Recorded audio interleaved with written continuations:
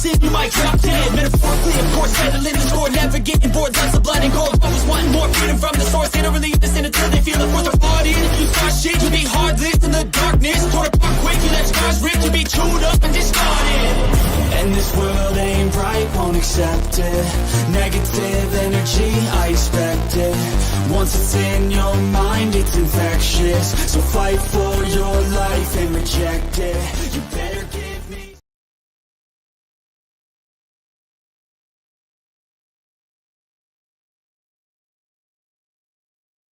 What's up, everybody? We are in Washington, D.C. We are still, we're in the finishing setting up phase. And if you could, since we're on location, we would really appreciate that if you guys let us know if the audio is working okay. That would be amazing. What's up, Jesse, Barrett, Pamela, Marcia? Oh, we got Marcia Peeps. Felino's in here. Oh, Marcia, that's my mother. Oh, Marcia. Yeah. Oh, I'm sorry. That's all right. Oh, I gotta tell people when pronouncing their names online that Yeah. they hop in or follow me. I'm like, please, I'm gonna butcher your name. Yeah. And most of the time, That's it's true. usernames now. You don't even address anybody. Well, that's by their true. name. It's like, thank you. I refuse to address most people by their full name, like their username. I'll just be like, well, I don't know, whatever. I'll make up. Right? Yeah.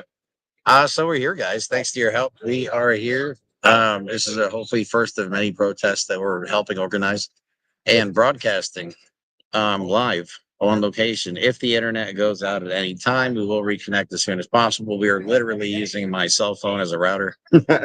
We're running everything off chargers and batteries. Yeah, we've never done a completely mobile operation like this because we're using. Normally, we do like a mobile stream. And then he said, "Hi, Mike. Hi, Mike's mom." Normally, we've done like a TikTok stream on our phones, and I've just been extremely disappointed with the quality. So this time we packed laptops, all our cameras and microphones, and literally brought it to DC. Yeah. So yeah, we're just about at the setup phase. Oh, we're losing stuff.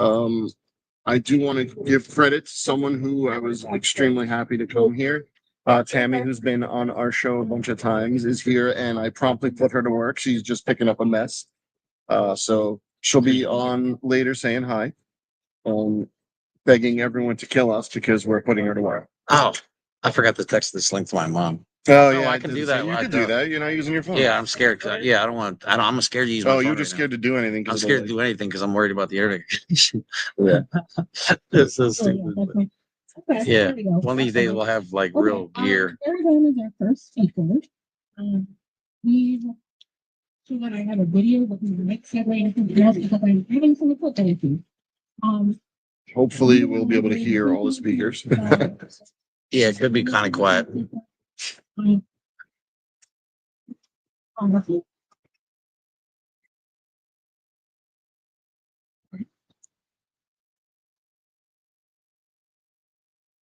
Oh shit!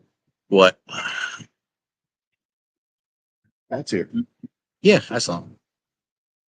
I said hi. We got a bunch of people here. We got combat vets against Trump. We got USMC angry veteran. Stop Moms for Liberty. Yep. Yeah. Yeah. Want to come say hi? Oh, Liz is here. Liz is coming. Say hi. Yep. Take your time. We have the area for 4 hours. Yeah, it's gonna be a long, hot day, and it's the beginning, so other people will trickle in. Well, actually, while we were setting up, a bunch of people were asking us questions. Like, it's just about. So, it seems like there's people that kind of hang out waiting for protests. Someone said they were here, retired, just chilling for protests. So, we're all in the same vicinity. Hi, everybody. Which is How amazing. my guys doing here? Oh, we're good. Yeah, so we're all excited to be here.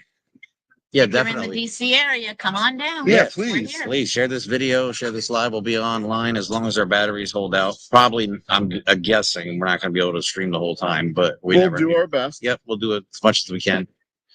If for whatever reason the laptop's that we do have a backup laptop. We do have a backup laptop. Portable. Well, I have this brick, but it's not compatible with the because it needs like a 3-prong plug, like a high power outlet. Yeah. So we're gonna. But these work for mobile devices really good. That thing's like 50,000 milliamps. It's insane. Live broadcast too many times before, right? I mean, we're so used to, yeah, Tammy's right here. You can say hi. I mean, chill. Yeah, Tammy's here. Um, She's been on our show before too. Yeah, if you want to bring the chair over, whatever. But yeah, no, we're so comfortable in our normal setup, I guess. Yeah. Me in my basement. But yeah, no, we're just fly away. do we gotta take No, that we're guy good. out? We're good. There's a little enough weight on wind. it. We're Yeah. in the swamp. We're at 10. Whoa. Telling them as the DC resident, the National Mall is the air tunnel of Washington, DC. Yeah, it It's seems the like. only stretch with no buildings in it the entire way across for an extended period from the Washington Monument down to the Capitol. It is So, really pretty here though. It is pretty here. extremely pretty, but it's always windy and Hold on, especially I'll today. I got it. That whole the table.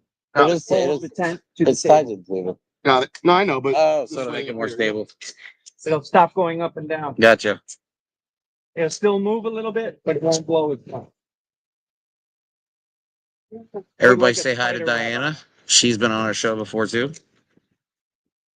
Video and audio are perfect. That's amazing. Oh wow, that's shocking. Considering we literally have never done this before. So The more you put on, the more stable. you guys know this that have followed us from the beginning. Mike and I have no technical knowledge. We do not know how to do this stuff. We are not video editors. We are not influencers with a big following. Yep. We're just two random dudes that met online and have decided to try and do something about the current situation. And I have to believe that just the average American people have the ability to change the world. You know what I mean?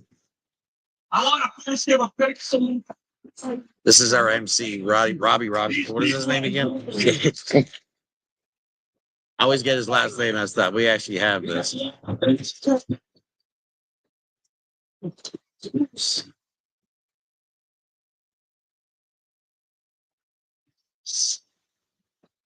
Sure.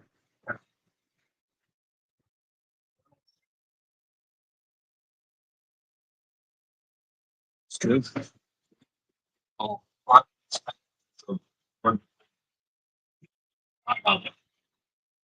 Let me make this full screen. Yeah,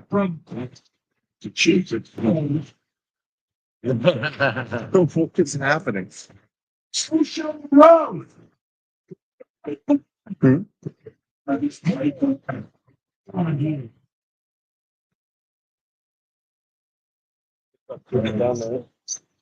Mike, that's fine. That's fine. Oh.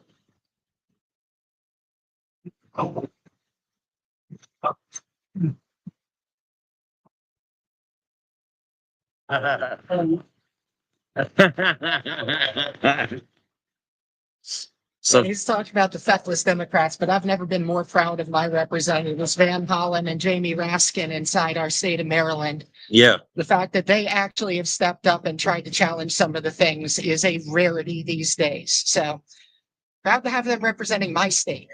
Huzzah. I don't think too many of us can actually say that No. these days. no, for sure. I'm pretty disappointed in some of my Democrats, namely John Fetterman. Oh, God, yeah. Yeah. Shove your head up your ass, buddy. What a beautiful day for a protest. I can turn the volume up. Don't. Dude, King High School you in can. Natchez and Charleston, South Carolina. So Yeah, don't. if I can get the wind calm down, Shit. I will, I want Someone's to gotta thank hold the mic for everyone me. for coming out today. I look around and I see American citizens compelled to be active and hold on, all right, okay. To be active in pushing back the latest effort by the administration to erase and rewrite our military history. And stand before you today as a proud product of diversity, equality, and integrity. A retired Air Force colonel with a family of military service spanning over 150 years. That is dedicated to maintaining and protecting our democracy against all enemies, foreign and domestic. And when I say domestic, I believe time and our democracy is being threatened domestically. I am a 1968 Air Force graduate of University. Thank you. My upbringing, both in college and in the military, ended with heroes in the past. Heroes like the Deportation Airmen. And created opportunities for me and others like me to have some amazing careers and change lives to help develop the military to be an amazing, powerful tool its current career. I was able to stand on the service to be strong generation. From having my uncle, Lieutenant Sidle Murphy, and originally testimony airman, and being taught by legendary individuals like Chief Alfred Anderson. I was taught to fly by him. He was an amazing pilot and flight instructor for the Tuskegee Airmen. Also, a part of the movement. Anyone here? Let me know. Am I gonna be back in PA for? Roosevelt's wife. I mean, I'm gonna be in Roosevelt. Pennsylvania. If I can be in New York. So said, I was told that he went on to piano. And I'm like, because if you see the picture, Arthur Anderson was the one that put Eleanor Roosevelt up on the flight. When she came back, she went back to President Roosevelt and said, "You guys are really fast." And that was what we instigated the start. There are already people showing up. Mhm. The Tuskegee Airmen that trained to become a part of the 232nd Fighter Group, the first and only all-black fighter group in the United States Army Corps.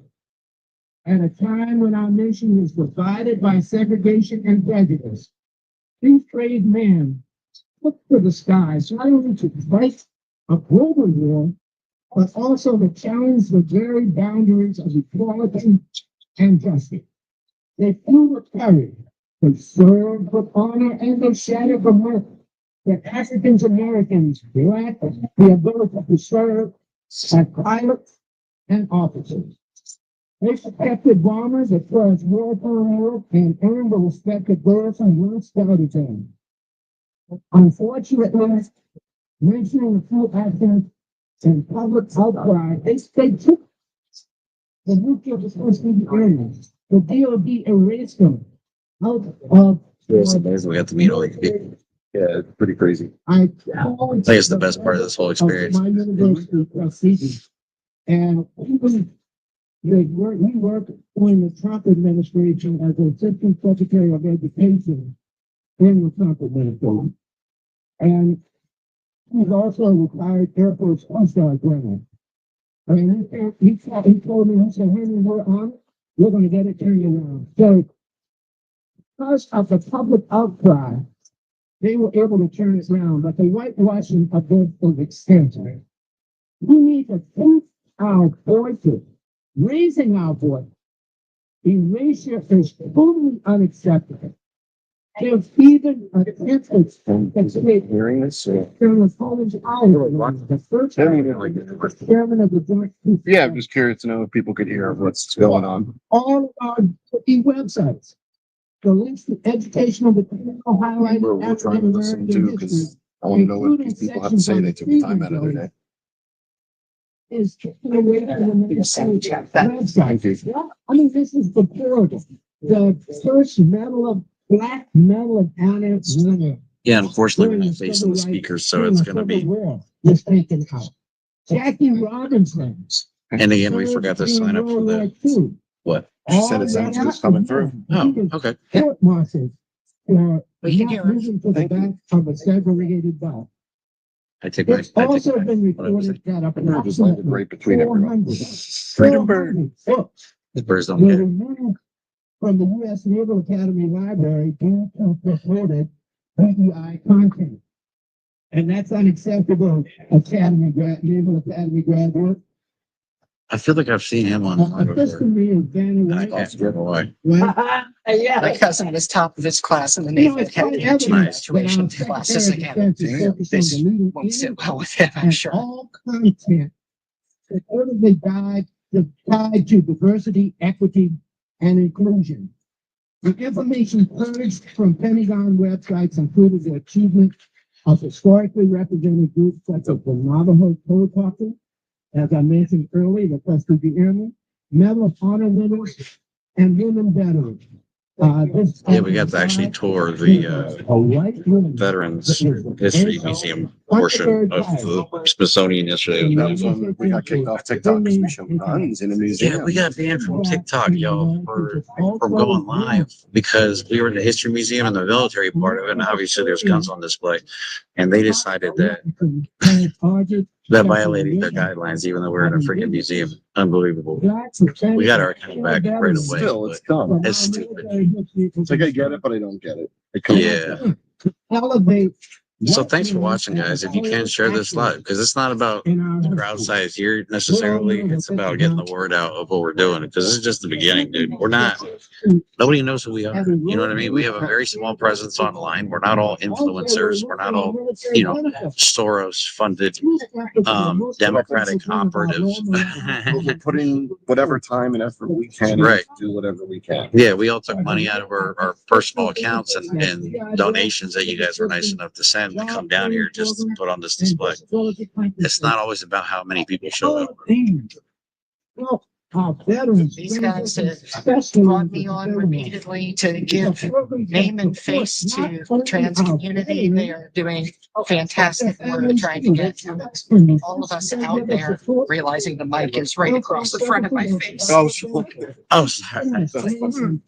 Move it down. There we go. It's like chin down, covered up. no, I mean, it's funny because we keep meeting the same people, and I think it's because the same people are coming together to fight. We've met several. I never knew that I knew trans people in my life, and now I could name several, and it's awesome. And I've never known many veterans that I've turned into friends with, and now I have a ton. Before we started the show, I didn't know any. Yeah, You know what I'm saying? But it's not hard to get to know people for a day. it's really not. You know, it's not that complicated. Just don't be a dick. Don't be a douchebag. And hard to treat people as people, regardless of whatever demographic they fall into. But if you treat people like people, then you have to take accountability for yourself, which is what people like MAGA don't want to do. So they can take the blame. You guys streaming yet? Yeah, no, it's David, he said that he'd be willing to be a guest for you guys for a couple minutes after he's done speaking. Nice. He's from the Japanese American Citizens League. Oh, he's speaking now to Regimental and the Japanese internment camps. He's I want to speaking. remember his name. There's pens in that bag. I think there's a pad of paper. Jeremy. I don't know. Remember, that's Yeah. my protest bag. Yeah, but you're standing right in front of the camera. That bag. Grab one of my speeches on the blue thing. Yeah, it's coming through okay. I'm actually surprised how sensitive this microphone is.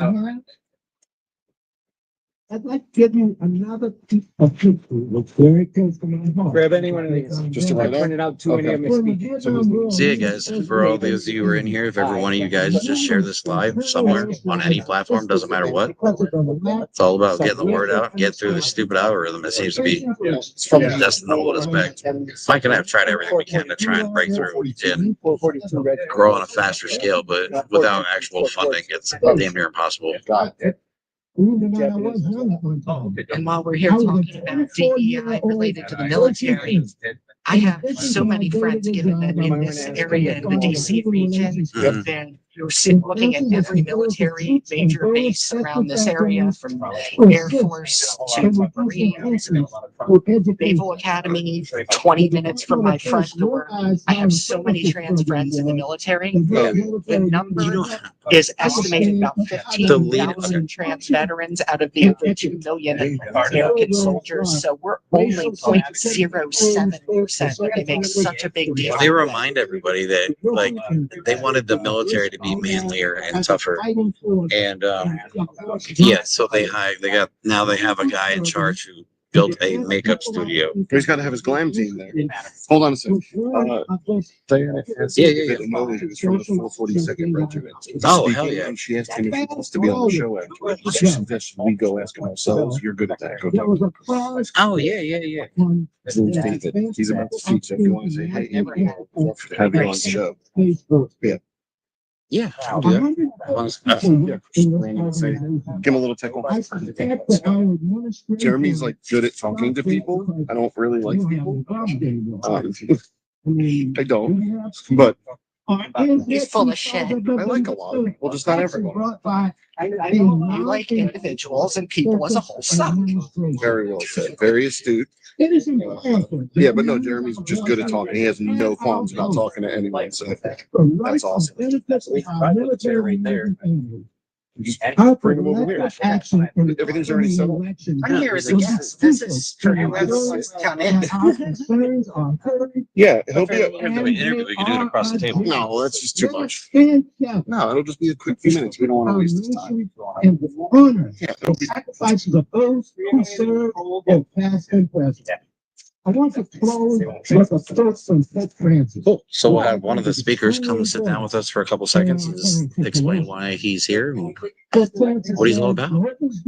So this is a protest organized by veterans, but it doesn't mean it's all for veterans. We're just trying to make sure that they don't erase Well, the history of the marginalized communities that they're targeting, especially those in the military who volunteered to lay down their blood, sweat, and tears, leave their families behind in order to fight for democracy. You know what I mean? I was just going to say, you know, when you support veterans, you're supporting their families, you're supporting people that love them, respect them, It's a community. and you know, if you're asking people to serve, you better be able to give back to them, their families, and give them a part of the community they're protecting. If you're just going to kick people out once you're done with them, Right. you're just toxic.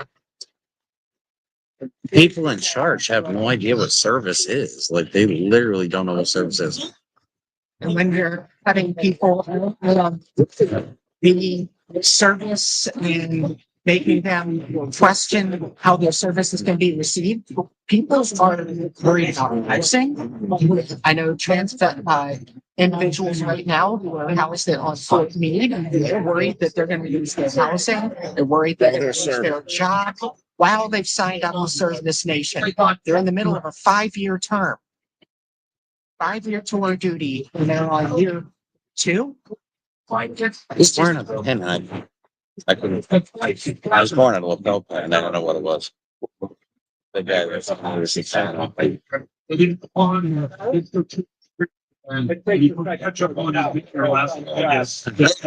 wearing a Yeah, that's awesome. I wish we could zoom in. That's hilarious. That's hilarious. Wonderful. What do you think?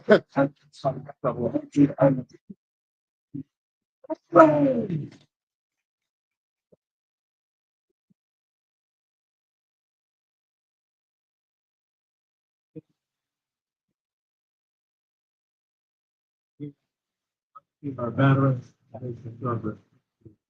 So I'm just gonna move. Mike goes real fast. Share with you the 42nd Regimental Combat 100th Infantry Battalion and the Military Intelligence Unit. All Japanese American segregated service units of the Army during World War II. I'm David Ewing, the Executive Director of the So fun. the oldest and largest. We're sitting between the Washington Monument and the Capitol building. We're literally right between. On one side is the Washington Monument, the other side is Capitol building.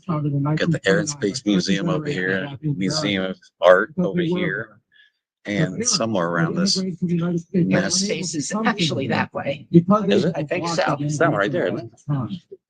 Or these do say. Well, Wait, maybe I'm facing the wrong direction. Right of birthright citizenship. Oh no, Air and Space Museum's over here. Yeah, because I went to pee over there and spent $5 on a Fanta that somebody ended up spilling everywhere. I'm pissed, dude. Somebody spilled my $5 Fanta.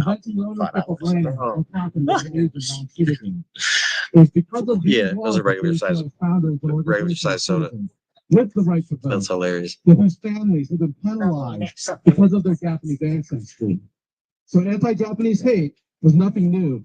And in fact, it's pretty bad even before December 7th. It's amazing because people don't realize we Not only actually. does that day live in community for all Americans, it is a significant devastating to people of Japanese What was I saying? ancestry. I don't know. I got distracted when you were waving. Yeah, sorry, I was trying to get her out of the way. Yeah, I know. Japanese, German, and Italian Oh, that nationals. doesn't matter. Oh, you know, they were trying to single out brown people, which is what they're doing. Because, you know, now they're deporting citizens. Many were simply And leaders it's in important to Japanese understand that community, Japanese pastors, citizens priests, were interned churches, or teachers. Yeah, in Japanese not that long schools. ago.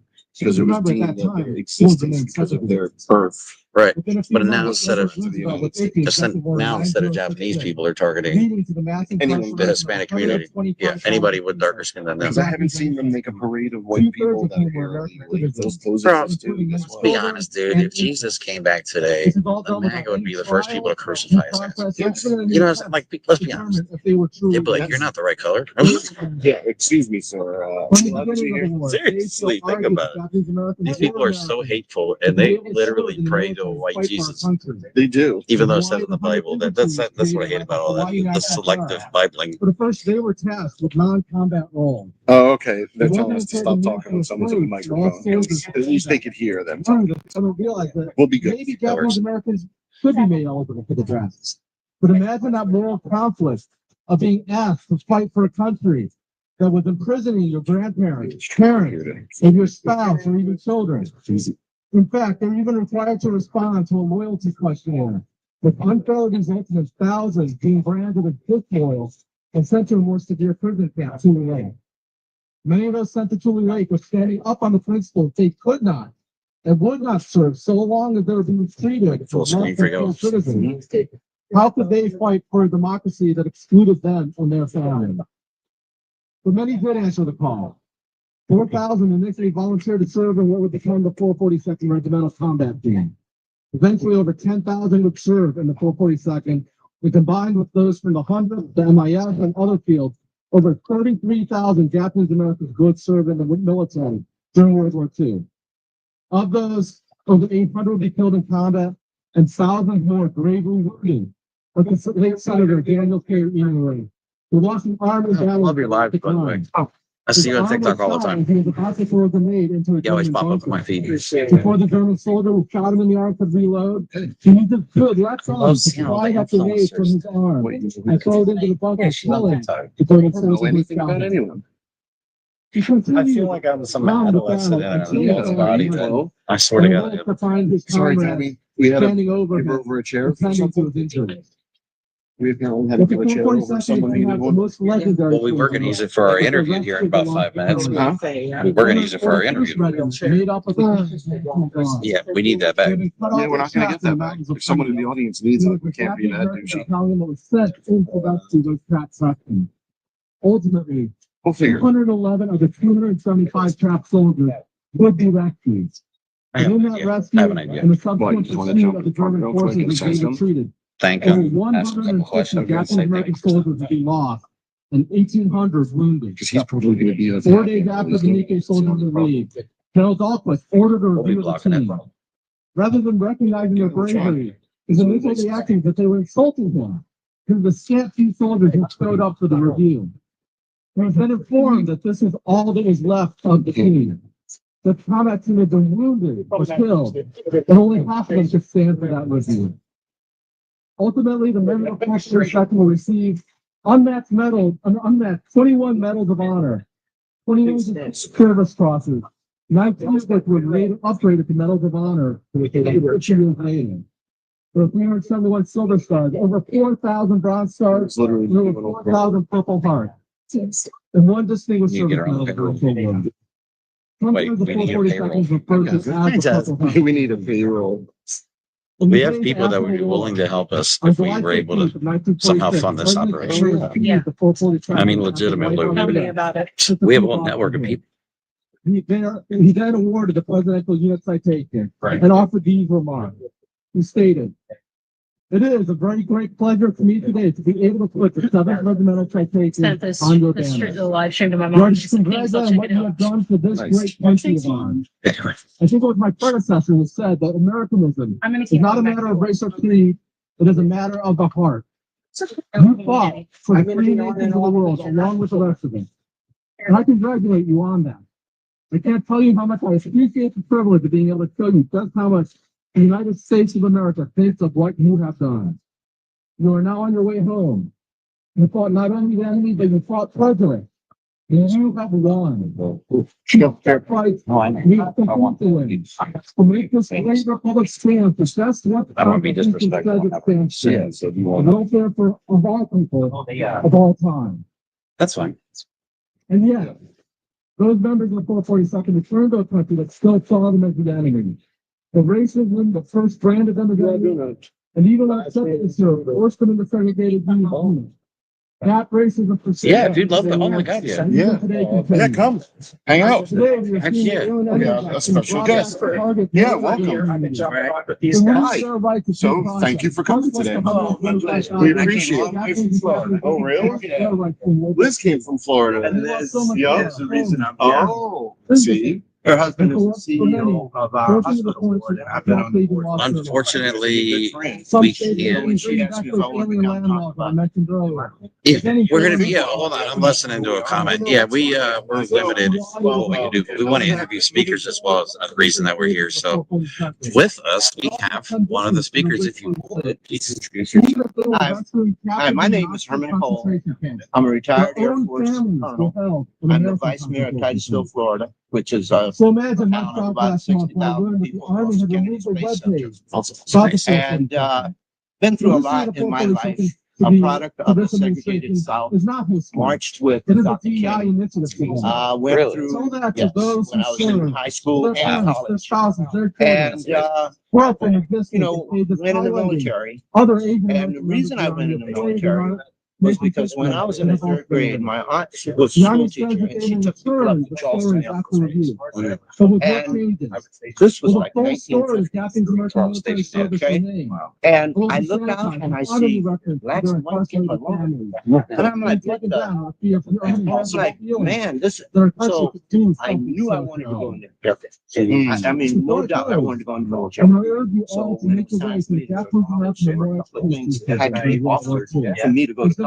One was for them to have Air Force ROTC, and the other was for them to have a potential vote. Well, being from Charleston, South Carolina, I was limited because I couldn't go to white school, right? So I received a scholarship from Tuskegee. So I ended up at Tuskegee, got married while I was at Tuskegee, and I still have the same wife. It's been a long time. And, you know, I've been involved in all kinds of stuff. Even in the military, I was involved in social justice. As I mentioned in my speech, as soon as I got signed in Vietnam, they wanted me to be on the Human Relations Council. We had lots of issues. Oh, I bet. And, you know, it's interesting. I've had a very interesting life. Yeah. 79 years old. I'm still going. Still giving back, still serving. Still serving. Still serving. That's it. And somebody asked me, like I said, I was the vice mayor. Yeah. And so I'm gonna run next year. 80 years old. I'm not sure, but I said I still have a lot of fuel in the tank. I think I still have a lot more. That's hilarious. I'm not ready to stop. Oh, of course. I'm not ready Well, to thanks for stop. coming. Yeah, well, we appreciate your time. Thank you so much. Thank you. Thank you. Oh, this is awesome. This is fun. I gotta call you up again, huh? Just keep rotating. Welcome, welcome. Hello. Excellent. How are you? How are you? Today's the JCL thing. Oh, okay. Okay, so welcome to our podcast, our humble little show. Thank you. We stream on like YouTube and I like normal social media platforms. And we've been doing this for like a year and a half now. Yeah, so we're just happy to get to meet so many awesome people. We've been really forging relationships with veterans and people from all over the spectrum of what we like to call targeted humans. And no, we're just happy to be here today, and we want people to know that without veterans, we have no country. And it seems to a lot of veterans, the country abandoned. And you're from a particular interesting story that a lot of people don't know about. I didn't know about it, but the most decorated unit in American military Per history. capita, yes. Makes sense. And a lot of it was, it was racism at the time. So it was sending in this unit because they were expendable. That they were, and we heard from I'm about Tuskegee. Yeah. It was the same story of how we had the segregated units. That these were, yeah, I'm always done to the Tuskegee. Yeah, I mean, so it was like expendable. Yes, soldiers. and I think that's the thing right now, that we are also seeing this recurrence of the dehumanization of people because of what communities they come from, whether it be racial, whether it be due to their gender or sexual orientation. And these are all things that are being weaponized, and they're essentially trying to be. I don't want to go to the point where we are saying that this is as bad as Nazism. No, but it is it's the same preludes to that we are seeing. It is the attacking the exact same groups as well. One of the parallel, we've called this out for what it is since we started the show, and we've been calling out the parallels between like World War II Germany and what's happening now. You know, and people just look at what happened then and with the Nazis, and they think that that's like. It always was like that. They had to start somewhere. And people are, I think, are still in denial because we've heard a lot before the election. Oh, this could never happen in the United States. It is. It really is. But I'm glad we have people fighting back. Yeah, I mean, I think the one thing that people need to take from it is to understand how easy it is for us to turn on ourselves. And I think what's been happening is the more and more diversity in our military. We showed a picture on one of our episodes the other day, and it was just a picture of some soldiers. And it was people from all different races, maybe religions, I don't know, but there wasn't one white face. And I think what's scary a lot of the, I don't know, average American, because I hate to say racism is so average in here, but it is seeing a military that isn't that World War II poster of the white guy. Yeah. Right? The idea that you are now fighting with and for people that might not look like you is actually weirdly hard for some Americans to get behind. Yeah. But ironically, one of the great stories, I told the story of Senator Daniel Inouye, no relation, we have the same last name, but not related. But when he was recovering in the military hospital, in the bed next to him was Dole.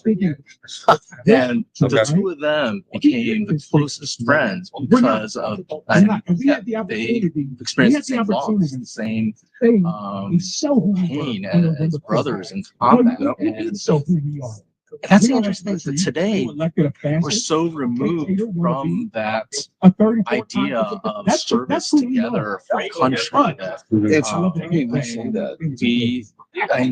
there are a lot of armchair people armchair like, patriots, like who want to say that they support our veterans, want to say they support. We've said that before. Just saying those words does not do anything. Democracy is a function of action, Right. and supporting your veterans is a function of action. They have to act to support us. Yeah. We have to act. We can't just give them platitudes and just kind of pat people on the shoulder and say thanks for your service. Yeah. And don't do anything. It has to go beyond the having someone stand up at a baseball game. Yeah, I hate that.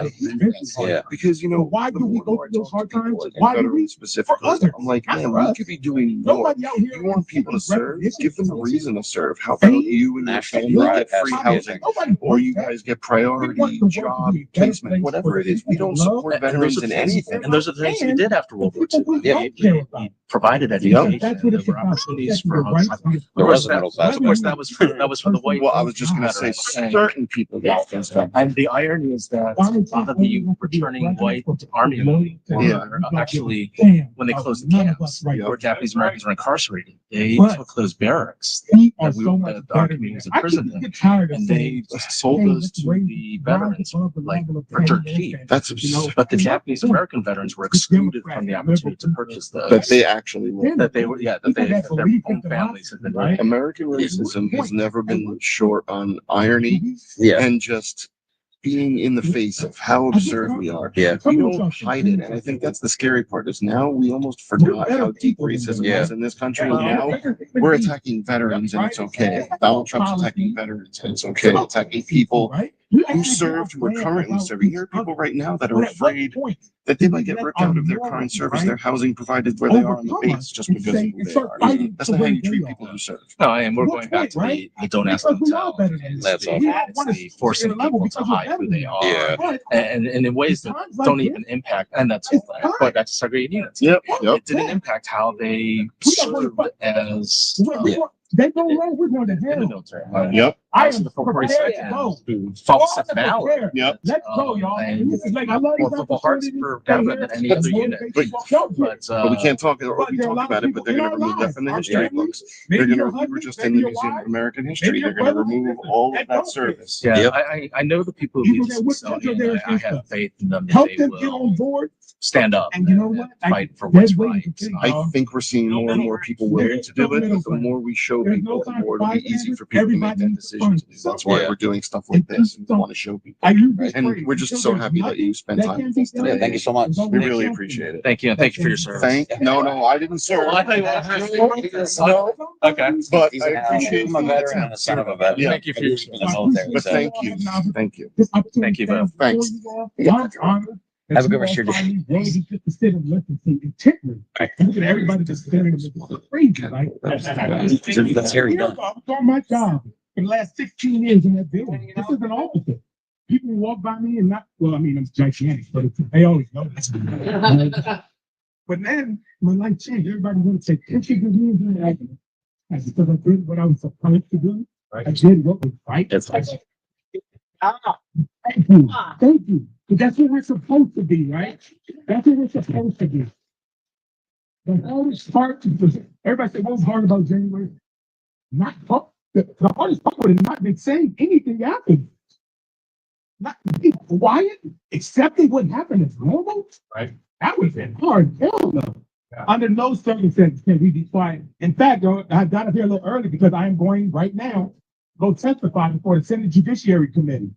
I'm not gonna bother with this. I'm gonna do that.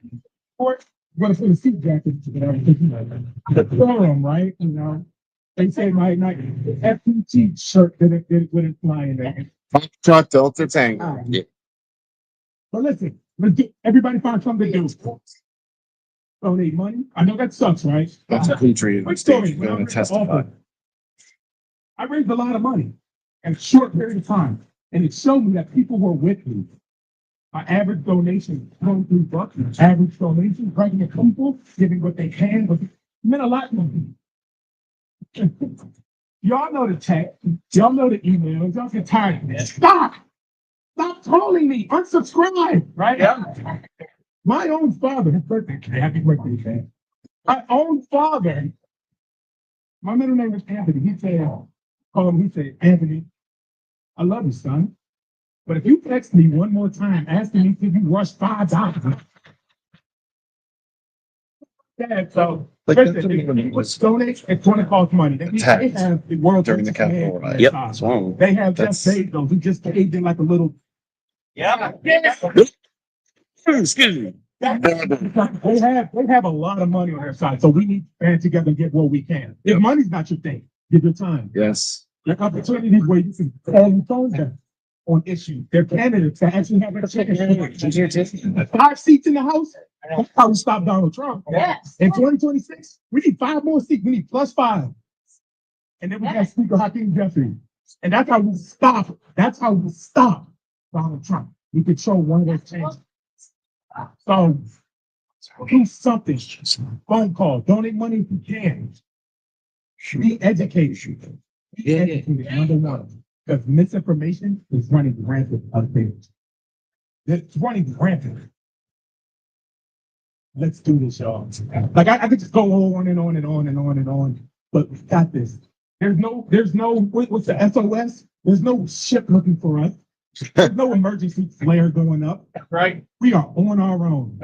You can tell he's been training for this, and I think that's amazing. Oh, yeah. Let's do this, y'all. I'm not gonna challenge y'all. I'm not gonna challenge y'all. Thanks for this, y'all. Thank you. Yeah, man, over here.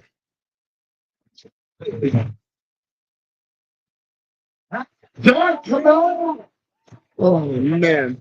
Jeremy has no fucking, oop, my turn. He has absolutely no, team. It's amazing. It's a pumpkin spice Satan. Oh, that's amazing. It's a disgrace. I'm gonna do a little song right now. I got a lot of setup here and stuff, but this is how it's a Satan. It goes like this.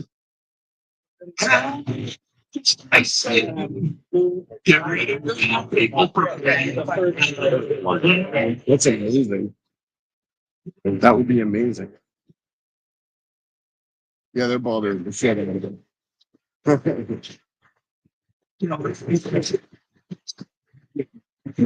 Thank you. That's awesome. Bear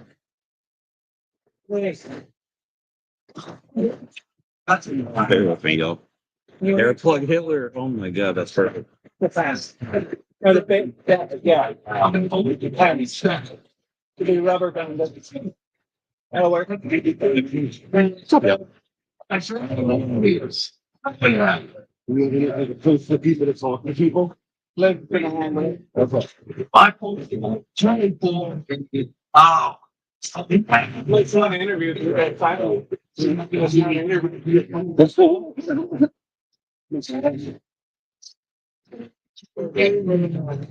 Trans people for since up on the party, all the criminals. I'm gonna get so money out of them.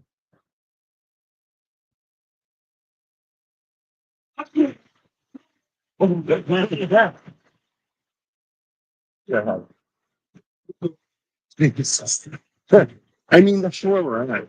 I'm like, it really is a. We just gotta do in the photo.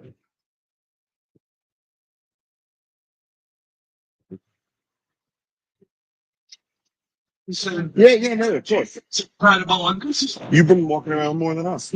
No, I've been standing right there. Sorry, but you've been standing more than us. All right, guys. Jeremy's got the technospasmophobia right now. Well, no, our microphone is bending the table. There's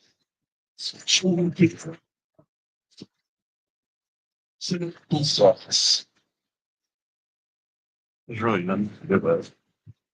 Would you put it in the middle where the stand in the table is? No. Because then I can do this. Hold on.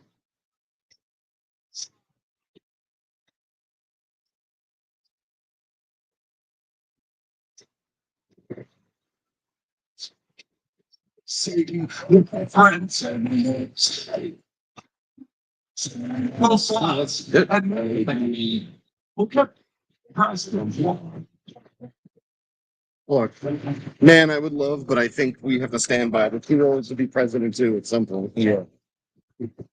We're still working on tech and getting everything settled, so bear with us. We're getting there. We're gonna have to move the camera. The what? We're gonna have to move the camera. Why?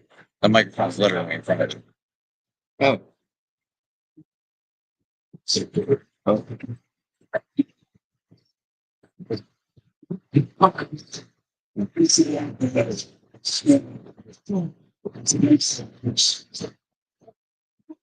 Damn. Sauce and maybe see what we president someday.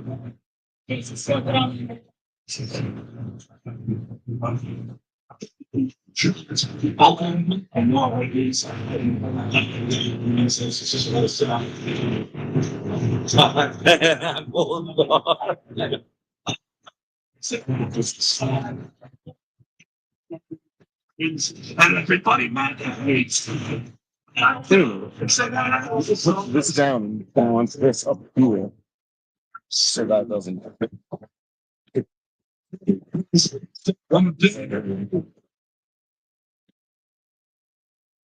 No. You guys are Microphone's this way. incredible. I just the antlers fell off. Just leave I'm it. trying to handle a harmonica, an amp, a flag, a guitar, you know. I That should be good. know. Is the microphone? Is it going to be anywhere? Yeah, I have no idea where it looks right. Where's the go? Camera. Perfect. It's good. Perfect. Oh, that actually. I moved a little bit. So we're good. Yeah, we got it. All right, guys, real quick before we start speaking, again, we still are trying to raise money to make this a proper operation. We are trying to get studio equipment, editors, contributors, people that we can actually, we want to make a go at this. So if you guys are able to donate, the link tree is in the description of the video. If you're not, just share this video, comment, subscribe, interact with it. We'd love you. So, again, anything is helpful. And honestly, it's the reason we're here right now is because of you guys. So, thank you. Someone said there was a problem with the audio, but I'm asking if they can And do also, that. a keeper of a promise was made long ago to sacrifices of countless generations, and that is the promise of liberty. We fought for many things. We fought for those we love. We fought for our mothers, our fathers, our sisters, and our brothers. Let's see. Many fought for nations that did not. They gave us so much. We fought for a nation that gave us so much that we felt Well, they obligated probably heard to us serve. moving it More around. importantly, we fought for an ideal born in the hearts of revolutionaries and written with trembling hands on parchment, an idea spoken with fire and gunpowder. We fought for an idea that all men and women are created equal, that power belongs to people, and that freedom is not granted, it is earned. Right. Throughout our nation's history, we have not always lived up to these ideas of freedom. Just across the river from Potomac River here, stands one of the most sacred places in America, in the United States. That's Arlington National Cemetery. Buried in the holy grounds are Americans who fought and died to preserve the legacy of freedom. People are saying they could hear Despite the us, best and that's a little efforts of distance, so I guess it just to depends on erase how they're this speaking, so. The sacrifices of men like Medgar Evers, a civil rights activist, an army veteran, cannot be erased from our nation's history or our national conscience. Thomas Didn't want to set Jefferson them so far wrote, away. "The price of freedom is eternal vigilance." For generations, veterans like Medgar Evers hate art, despite not being included in the concept of liberty. We can talk right now while the other, We veterans because we have paid plenty of the guests price coming and plenty of in them our that are blood, plenty loud. sweat, So and sacrifices that if they were can't hear them, we can always narrate. We fought for the Yeah. freedom of speech, the right to speak our minds without persecution. We fought for the right to worship, the right to pray as we choose. Trying to keep an eye out for a tow truck. We fought for the Oh, dignity snap. of every human being, regardless of their race, Well, we can see regardless of right their there. faith or their Oh, place of yeah, faith. is that me behind the We blue one? fought Yeah. because we Alright, good. believe that every I person mean, I has have a a heart right attack if I had to to run there rise to above stop them, but I wish I'd see it happen. Yeah, I can make and we fought to give a voice to those who I lost some weight. I can make No, it. tow truck. and a loving No, I'm saying I can see my car. Stop. Martin Luther Make a King beeline. also powerfully reminds us, our lives begin to end the day we became silent about important matters. We, along with Medgar Evers and those that heroes that She's are just so buried in good. She's Arlington, just chilling in fought for her the right little to speak kennel. out to those in Mhm. power to redress our grievances. We Patriot fought pup for the from right last to night. demand justice in the face of injustice. Watch out. And we fought What to are you doing? speak out I'm gonna to move. tyranny Swing the mic out. and yell, I will not be silenced. Ever. We fought for Try and our fix the collective problem, voice to echo Try and fix the our problem. thoughts Y'all. to Just give grow me a without second. change, and our children to grow up in the world of possibilities, a world where they too could stand on their own two feet and say, I am free. George Washington warned us that the sacred fire of liberty is finally staked when we soon entrusted to the hands of the American people. I think I That figured out. sacred fire, that Maybe watch the fire guys that burned that moving the lesson, mic, so that burned you're gonna hear a little noise. It's good, like, so there's about the clamps down. fire that burned at Normandy, in the jungles of Vietnam, in the deserts of Iraq and Afghanistan. A fire that burned in lonely outposts and hidden valleys in remote corners of the world, where young soldiers, sailors, airmen, and Marines whispered prayers into the wind. That sacred fire, my friends, burns in you today. Benjamin Franklin, when asked what Constitutional Convention had accomplished, not just a final word, he said, a republic, if you can keep it. We keep that republic by not hiding on the dark streets of our history. We keep it by not closing our eyes to injustice or the loss of due process. We keep it by not turning our backs on those who suffer in our nation or in the world. We keep it by standing for the truth. We keep it by standing for fairness. We keep it by standing up to the belief that no one Not even the president is above the law. And that everyone, no matter who they are entitled to due process. Jeremy is obsessed with the regardless microphone right now. of their immigration I need status. something flat. America, we did not fight so that you could forget our values. We fought so that you could remember. Remember who you are. Remember what it costs. Remember that every inch of freedom that we enjoy today has been bought with a price. And that price has been the blood and sacrifice of veterans all across this world, all across this nation. We fought, it's still our country, it's still fight for our country. The walls that defend the equal opportunity is not just for the privilege, where the liberty wins not just for some, but for all. The torch, my friends, has been passed to us and is now in our hands. Future is such the choices that we make today. Flames of liberty will rise or fall like what we ask. So I ask you, what can you do? I cannot make that decision for you. It has to be yours. I know what I do, and I ask you to join me in this fight to secure liberty. I ask you to stand up and fight against tyranny. Do not know this guy. Out and against any form of injustice. Hold fast to the dreams that built this nation, which men like Medgar Evers died for. Protect the sacred fire of liberty, not for ourselves, but for the ones who come after. For every child yet to be born, that they may enjoy blessings of liberty. That's good. Fight so that every voice that cries out in oppression is heard. How about we get it? Fight for every immigrant who comes to these blessed shores so they can breathe the blessings of liberty. This democracy that we have, this fragile, beautiful, but giant dream is far greater. That should work. We must hold it like our lives depend on it, because it does. Because it's like Medgar Evers fought and bled. We must resist those who try to destroy that dream, so that those dreams can. Yeah, the sound system. We had somebody that's supposed to bring a better sound system. So really, everyone's just it's the sound system that's Bound It's not the by blood, speakers but are by facing the away truth from that us. proves also that they're not We're that not gonna powerful. get clear sound everyone who quality. dares Hey, to Jasmine. We are the heirs of those across nations who stormed beaches, marched through fire, not for riches, not for power, but for a sacred dream of a government of the people, by the people, and for the people. Hey, Jasmine. You, my friends, Is there any way we can either turn that speaker a little bit this way or we're not getting much sound? you know, those folks, we Just, no, I mean, just to angle it. when others are out, we wield the lead. When others turn away, we step forward because the sacrifice Thanks for watching. of the fire of I'm gonna service talk about is the our time.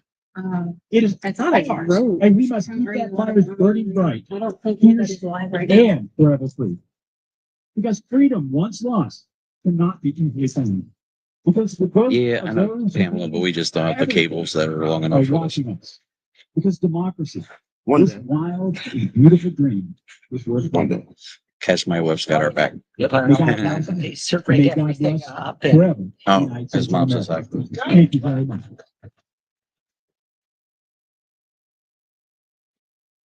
so many people gave us up John, and what? Come decided on! to the way that our life is and freedoms for the autonomy. Yeah. But the reports came out this morning at 8:30. GDP is down to negative 3%. That's down by 2% from where the GDP was in the Biden administration. Oh, but it was so terrible. Oh, it was absolutely terrible. Prices were up. Yeah, inflation's a thing, but now we're entering the potential that's called stagflation. GDP going down, but inflation going up. So the problem getting out of it, you normally will lower interest rates to create spending. Mhm. By lowering interest rates, you raise inflation.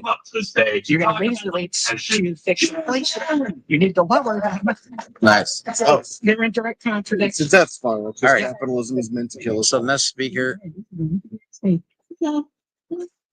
this is Jasmine. She's one of the organizers, Tom's wife. What we're doing here today is of a, an amplifier for marginalized voices, but we had here the They gotta keep it like that was it's there. sent Yeah, by I swear, America. I like the I want to read sound. the letter to you guys. It's specifically calling for the investigation and charges of human rights violations and war crimes committed by the U.S. government. Yeah.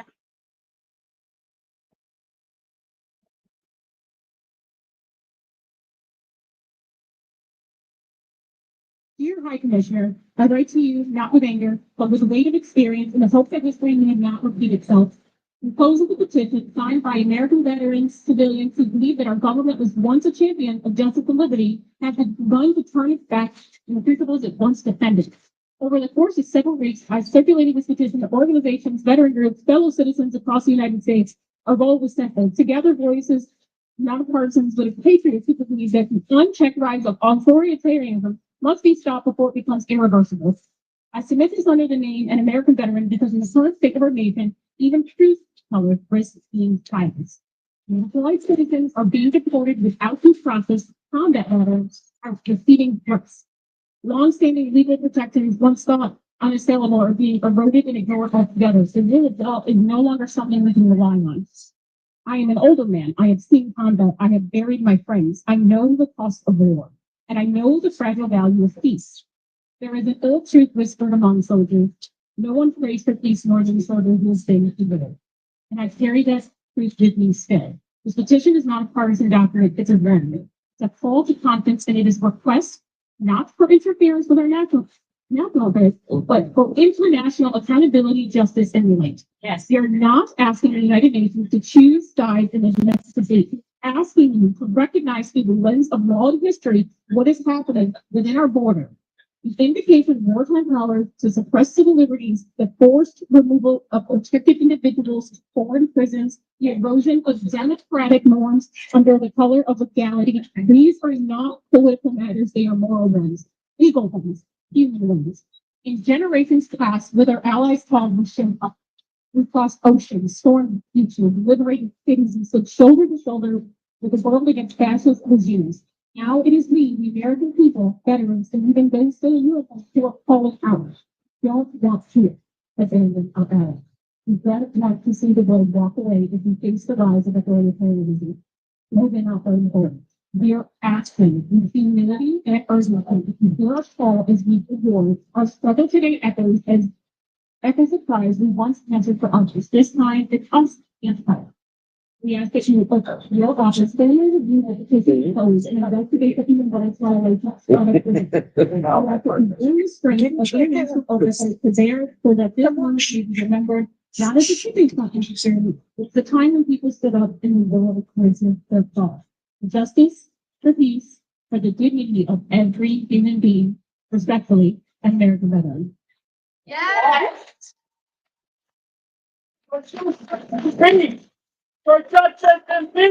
Now, there's a small group of us. I'm not going to move the petition. I do have a copy here. I'm going to go put it on a clipboard. And you see Liz over here. She's signing it up. We have the sheet for everybody to start signing. And that's what I would like to do today. And actually, I'm going to hand this back over to the lobby.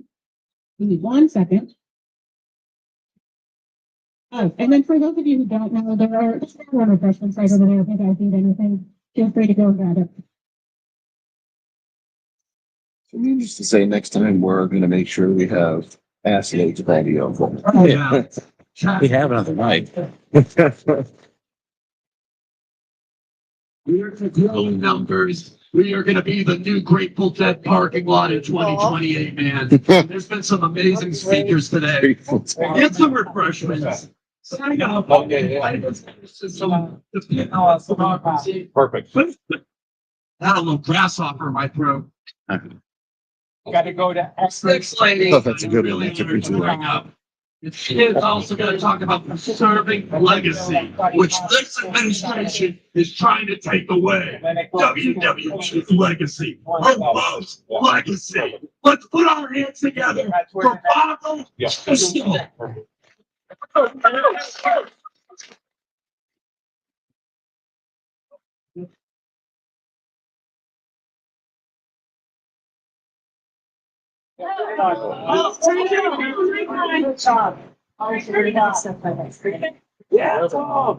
Everyone's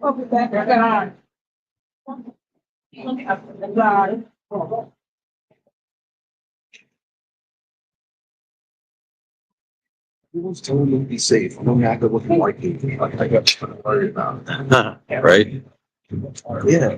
Yeah. Well, we're leftist thugs. We're degenerates. Soros funded psyops or whatever they want to call us. All right, can you hear me now? Good. Except for that bus. Hello, everyone. It's great to be home. I'm originally from the DC area, so it's so good to see you.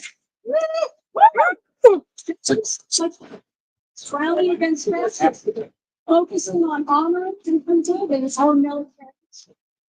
My grandfather, uncle, and dad were army officers who were buried in West Point.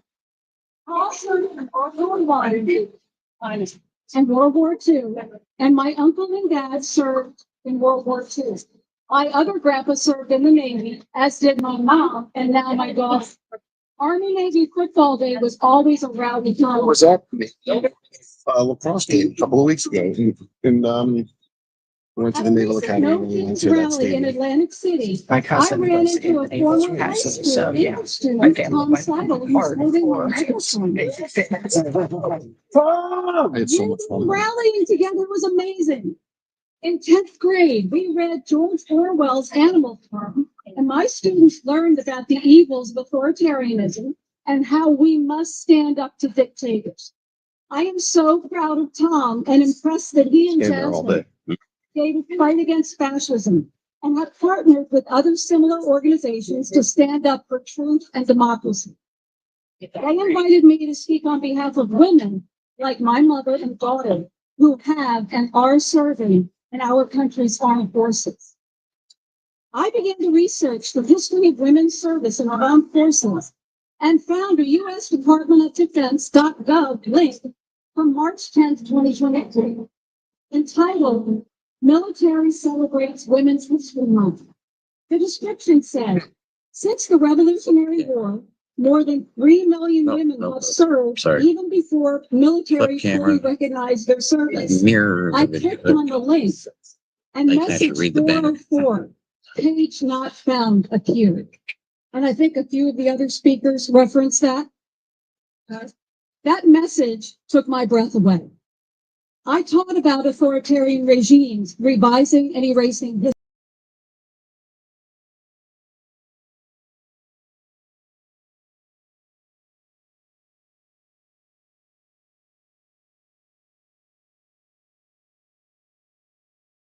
Over 200 years. Here are a few of their stories.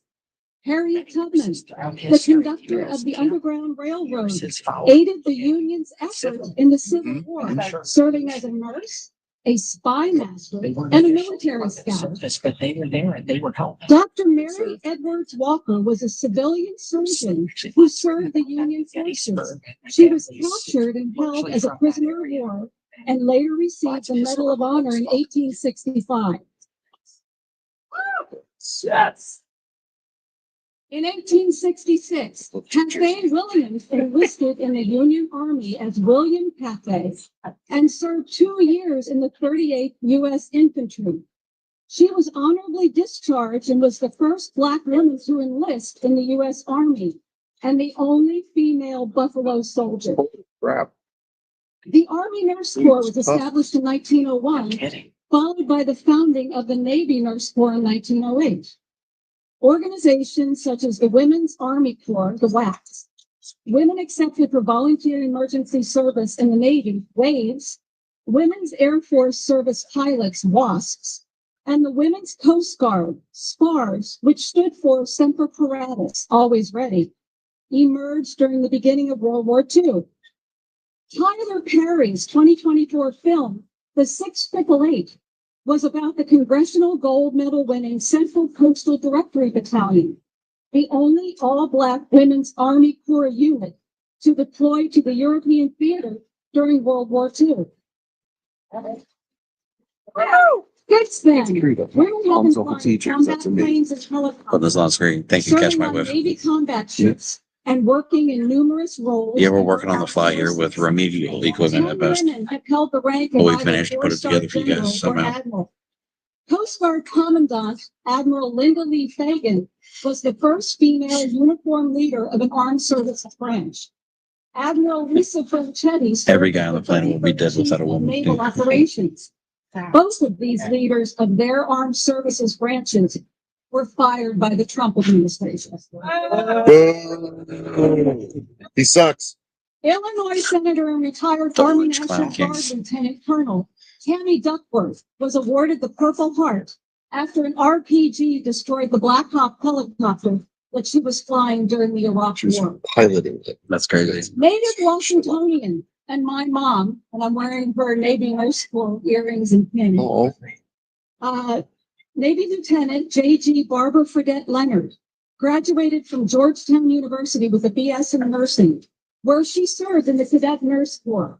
She received her commission in the I Naval have a Nurse BS Corps and BS. following graduation in 1949. She served at the Naval Gun Factory here in Washington and at the National Naval Medical Center in Bethesda. After a lengthy career as an RN, she became a member of the Washington Metropolitan Area Navy Nurse Corps Association in 1990 and served as its president in 1993 and 1994. While she was president, the organization was instrumental in the installation of the Vietnam Women's Memorial, which was dedicated on November 11, 1993. It was the first national monument that paid tribute to women veterans. My mom passed away in 2002 and was buried in Arlington National Cemetery on a beautiful spring day.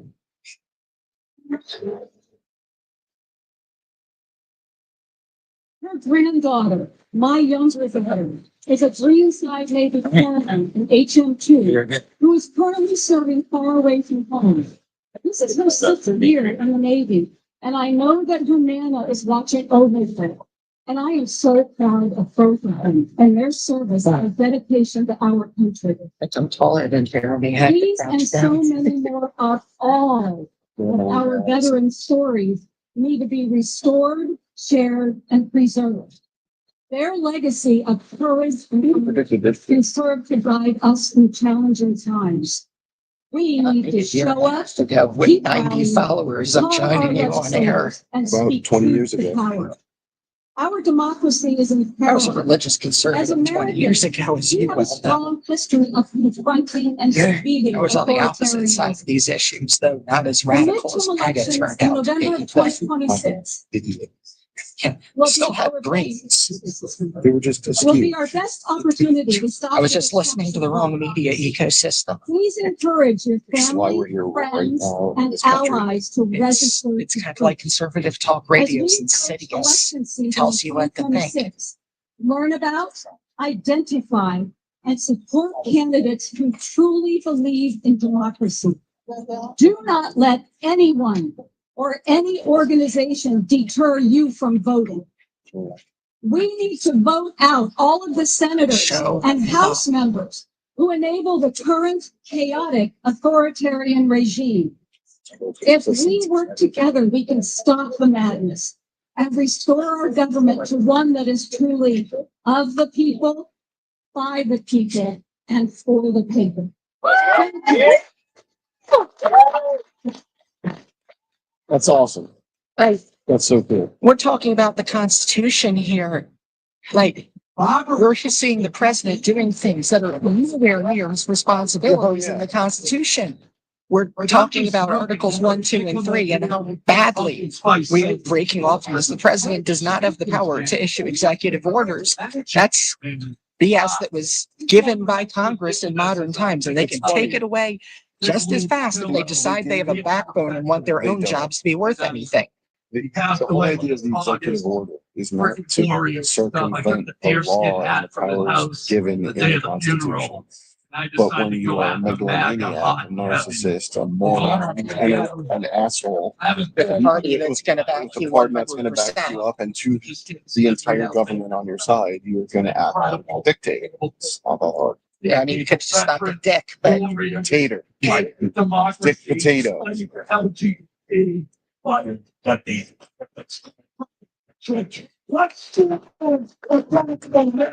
But don't smear poop on it. no violence.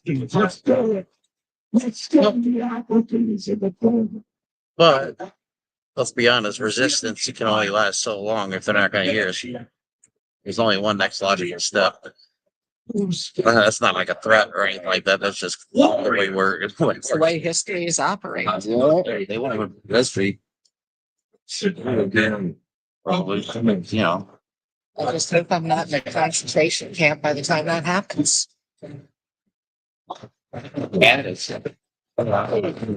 Unfortunately, We've talked about my that. partner can't get a passport. You don't need one. No, For asylum, you don't need it. so you have to go through Still have that. to get across the border. Yeah, they could just say no.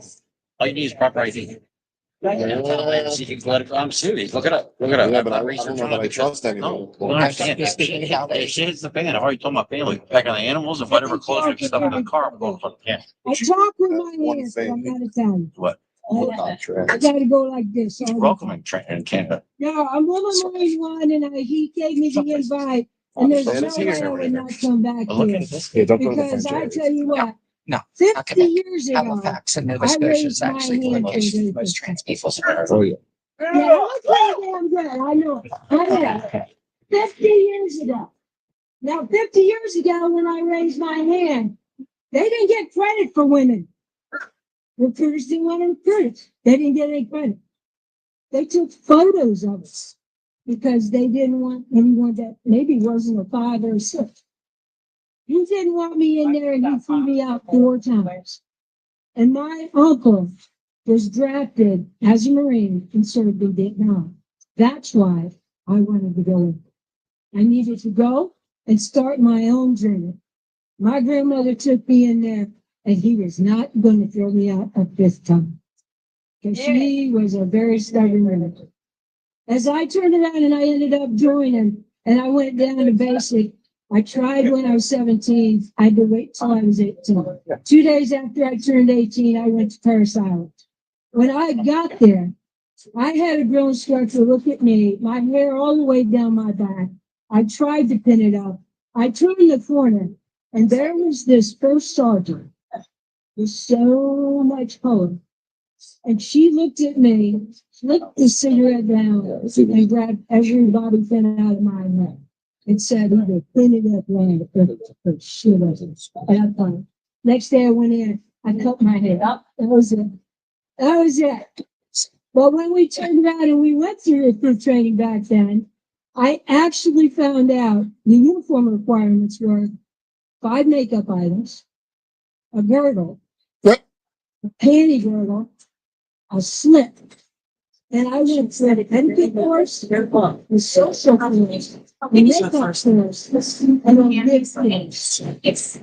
That's what we did back then. And I sure in the hell don't want to go back there again. 10 years later, I made PFC, last corporal. I turned around and I was one of the lucky ones. I have to tell you, I was sent into FAFO legal school, and I was sent into Better than I thought. my first good sergeant, Good. and he was a frozen chosen. Frozen He chosen. picked me up by my collar. I had blue utilities on with the little side zipper, and he said, "Don't you ever wear those in here again." He gave me my first set of satins and boots, and wherever they went to go train, I was allowed to go. And he would always pick me up by my collar and say, "You get hurt, you will never do it." And I got hurt a lot. Especially when the Huey campaign was going side to side and the guys are puking and I'm going, "Do it again, do it again." And so when I finished up, I actually ended up being a sergeant meritoriously. Every day rank was a meritorious rank. I went to Paris Island as a drill instructor in 1979. Thank you. I ended up being down there and I had the first series of women that received weapons. And the Secretary of the Navy came down and they didn't show us how to do anything with them. I grew up with 5 brothers hunting and fishing. I knew what to do with it. But they would not let us carry them or stack it. It took 5 years to get women out on the range to follow them. We got them in 80, 81, but we didn't get to the range until almost 1986. In 1986, as I wandered around, I ended up at Marine Barracks 8th and I, right down the street. And I ended up being the legal chief down there, the very first one in the barracks. I had never had so much corruption thrown at me and so much politics that I did not want to see. I wanted out of here as fast as I came in. And I couldn't believe what I was seeing every time I turned the corner. I was out there in a security detail with 40 women. I was out there in the rain. I was out there in the snow. Miles and miles of it. There were cocktail parties. There were things on every holiday. And for 5 years, I never got Friday off or a Tuesday night parade over at Hero. And if you've never seen one, you need to go see it because it will give you goosebumps.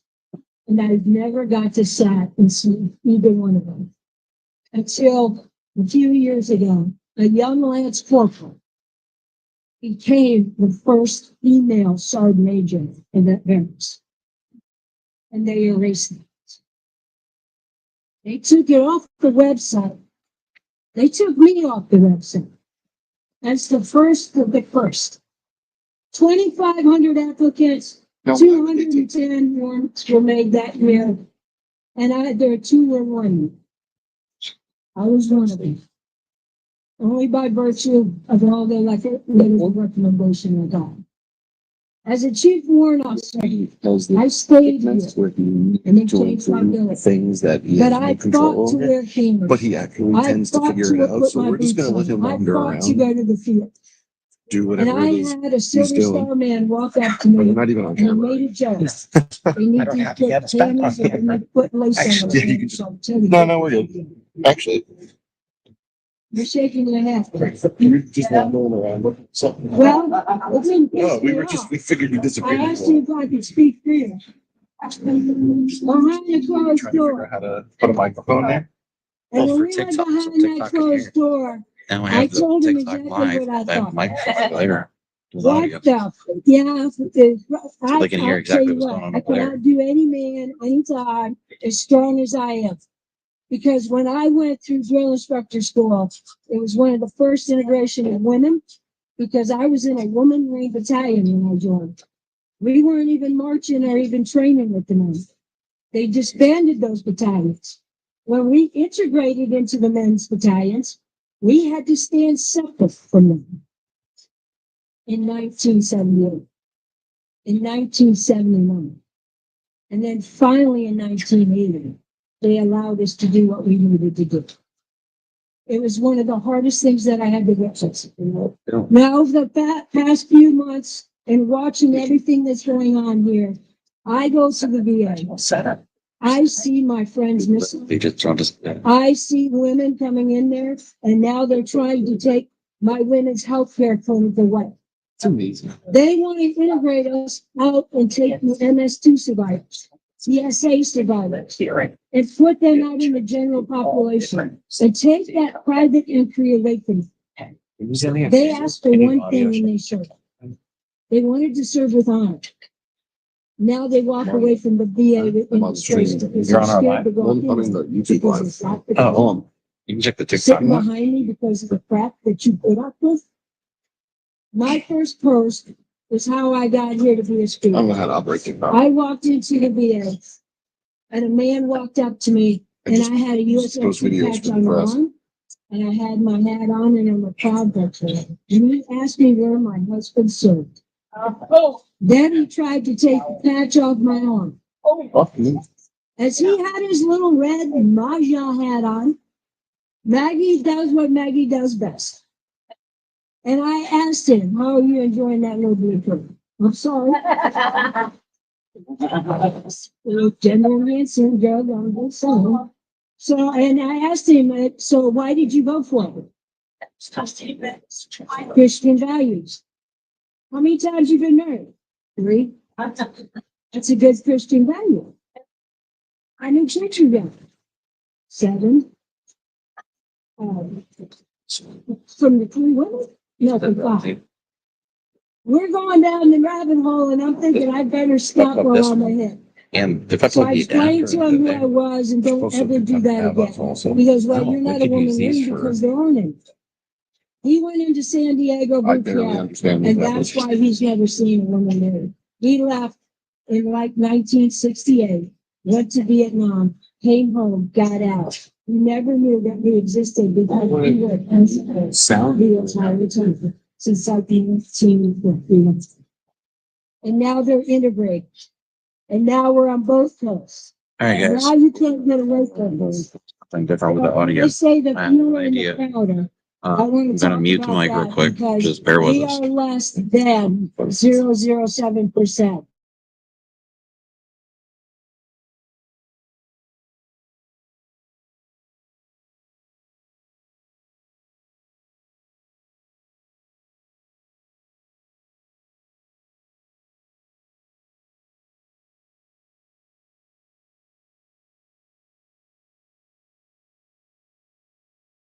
A piece of paper and a temporary retirement. And they brought me back every 6 months to see if I was better or I was worse. And they would never let me go. I was stamped unemployable and I wasn't allowed to get a job. And yet I never went to the VA for another 15 years. Until the first time I walked into a VA, they saw my initials, MR, and they said, "Where's the mister?" I was assaulted in the VA. That's why I never went back. And you get harassed and all these things happen to you. And this man down here, in a place that I revere, and I've run this track 1,000 fucking times, he has no right to sit up in there. And I explain it to everybody every time. Who has to impeach? He does. Who's been going around and mentioned and took off about 62? I plead the fifth. Who's had 6 bankruptcies? Yeah, Who's had all of these things? not Joe Who's Biden. got 34 counts? Who's a felon? I don't vote for somebody that calls me a loser and a sucker. And that's not none of us. So, Jason, we are trying to travel all over. We've been to New York, Pennsylvania, and now DC.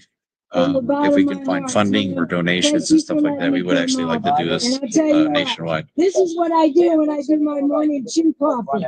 I call coffee chew because I want it so thick I gotta fucking chew. We were actually just talking about that, Catch My Whip. I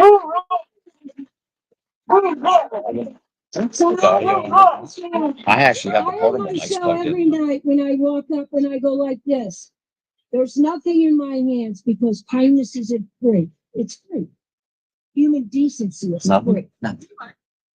And if you're standing in sickness, I got a little bit of a sample. move, get out of someone else's shade and get your own life. Decided to freeze. And when you turn around and you give grace to somebody, give it to the grace to those who need it the most, but give it. Be 1% better tomorrow, just 1. And then we can beat them. We can take them down by not reacting and just sitting here and going, you go with grace because karma is a real bad bitch.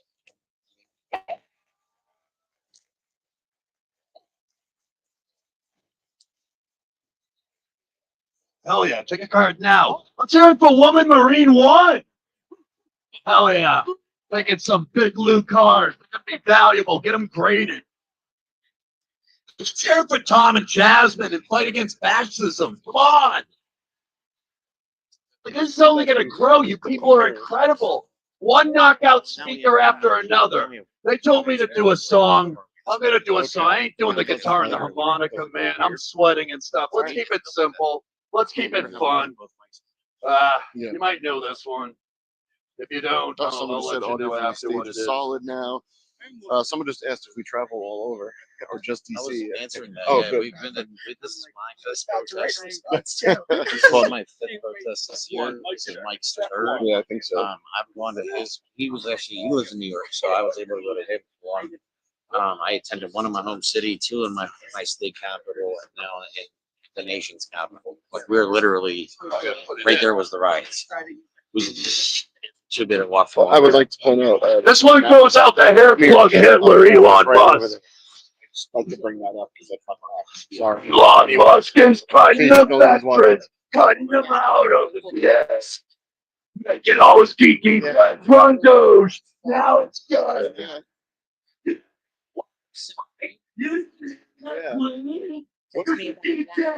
Tell hair plug Hitler to scream. Freaking Elon, freaking Elon, freaking Elon, freaking Elon, freaking Elon, freaking Elon, freaking Elon, freaking Elon. So much for the golden age. I can barely cry. Elon's cutting the beat. And plug it to die. No, it's like Amazing. you don't look clue. As if you did. It's all here, plug Hitler to screw. Get Elon, freaking Elon, freaking Elon, freaking Elon, get Elon. I tried to look. Been working with this guy. Thank you. It's hard, Jesus. I haven't run the mile since high school, man. Oh no, I don't know how these rock stars do it. But afterwards, man, let's storm Tesla with hit songs. We don't need to blow up cars. We just need to sing a little bit of a hit song. Come join me. Coming up right now, we have another warrior. Everybody's been lights out. I want you guys to welcome to the stage. Please welcome Candace Hayes. Yes. So, look, we are so excited to have even been asked to help for any of this. The fact that we just do our goofy show and now we're helping with. Hello, everyone. How are you? It's humbling. And while we're out here, I'm also not going to kick the mirror of a time. so my name is Kate. Sorry right now for your restricted stage. I was active duty for the first 8 years of my career, and then I finished out my career at the Air National Guard. So in the Air Force, I was security forces, which is the equivalent of military police for the military. So I did everything from security to law enforcement and everything in between. So throughout my career, we were tasked with fun of him anymore. different events and different things that we had to test for. Our integrity was tested. When we responded to calls, we ensured that we provided the utmost level of service and care. Our loyalty to our commander and the reputation of our important to us. Especially as military police, you are tasked with a special duty to the community, the military community, that is. Yeah, we're in the. So after my service in the military, I went back to corrections because I was actually a correctional officer prior to joining the Air Force. Going back to the jail allowed me to continue to utilize the skills that I got as a military police. Doing something. Weird. Those pillars of integrity and service before self and excellence in all followed me. No, you're right. To my correctional officer career. Yeah. So to see this current administration and the way that they mishandle the country and its people, it's a disservice to us. We sacrifice a lot as military, as veterans, as family, to be able to have the freedoms that we have now. The thing that is most important and most concerning to me as a military police is the Secretary of Defense, Pete Hegseth. Pete Hegseth.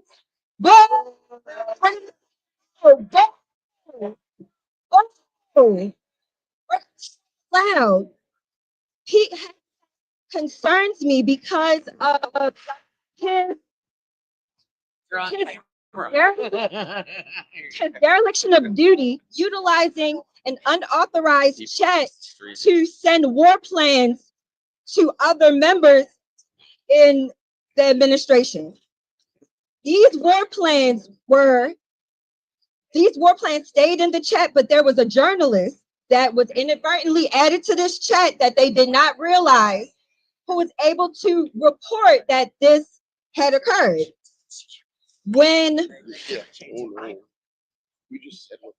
Thank you.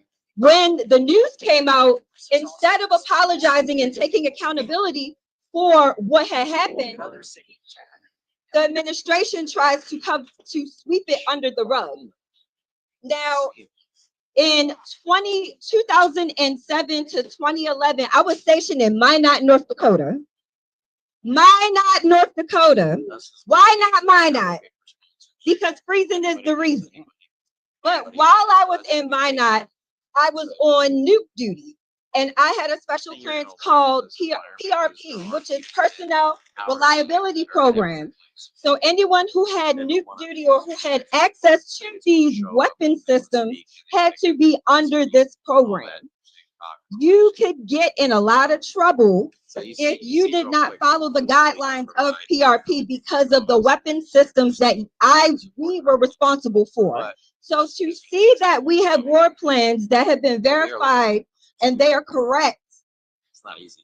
just mishandled by the Secretary of Defense is a disturbance to not only the country, but you have to look at the active duty military, our brothers and sisters that are still in uniform. Although I am a veteran, I still have friends who have continued their career in the military, and I have family who still serves in the military. So this mishandling at the top of the top, this is not anything that is mid-level, is absolutely concerning. In addition to his wife being added to the signal chats, to no war plans, there's no security, and this will put our military in jeopardy. Our active duty brothers and sisters who are out here fighting and who are the boots on the ground, actively protecting us.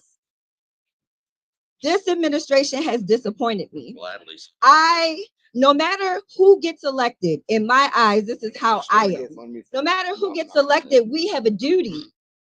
They have a duty to uphold us as the people who have elected and voted them in. It does not matter what party you're a part of. It does not matter if it's the left or the right, Democrat or Republican. It does not matter, but where your morals and values as a person, where's your conscience lie as a person when you are making these rules or approving these rules or pushing these laws that are unethical? When you're removing the protections for the people that need the protections, where's the uproar? Where's the disgrace? So I end this to say, when you don't stand for something, you will fall for anything. Be loud, be proud, and stand up for what is right. Thank you.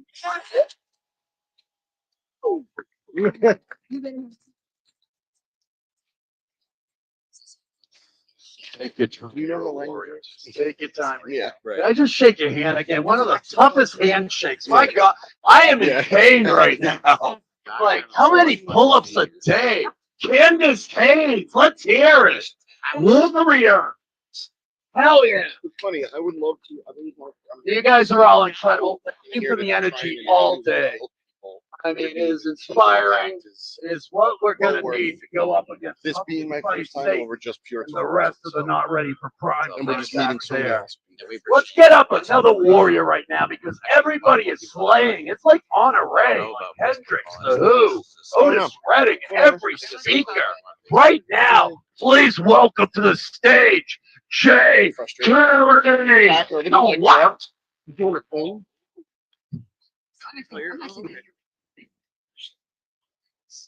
Yeah. I grew up, well, I was stationed here in Northern Virginia recently.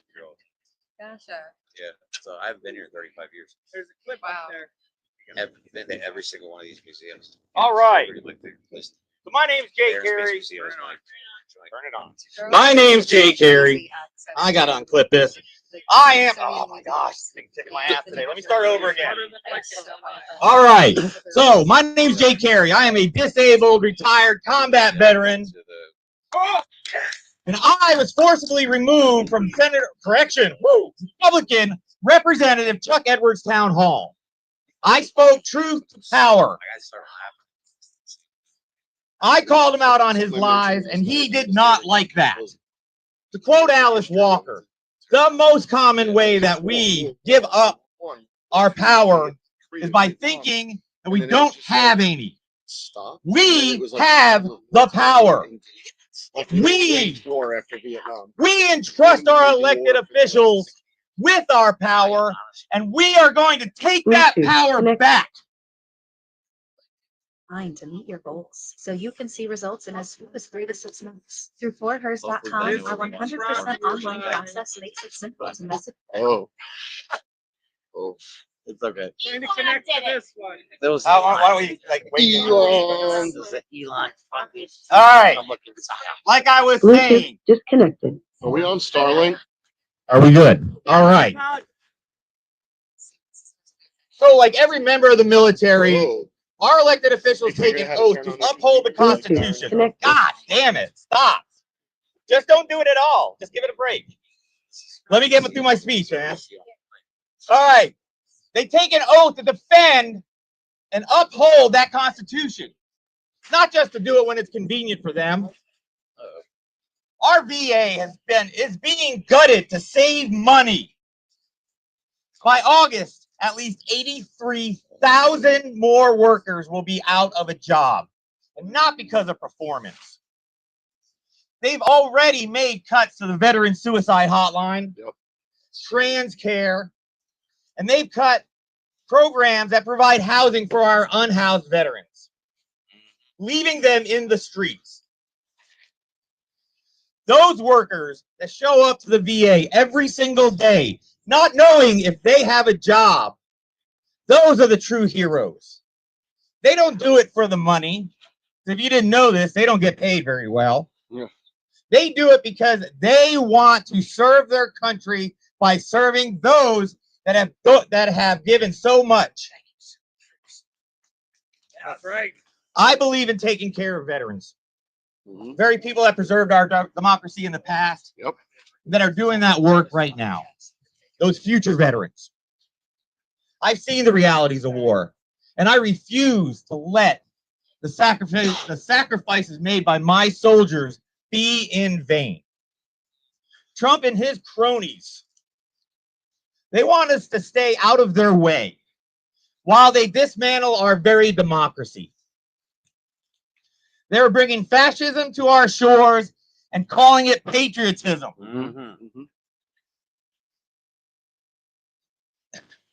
We've already lost so much of our democracy. This is a fascist state, but this will not stand. We will take this country back.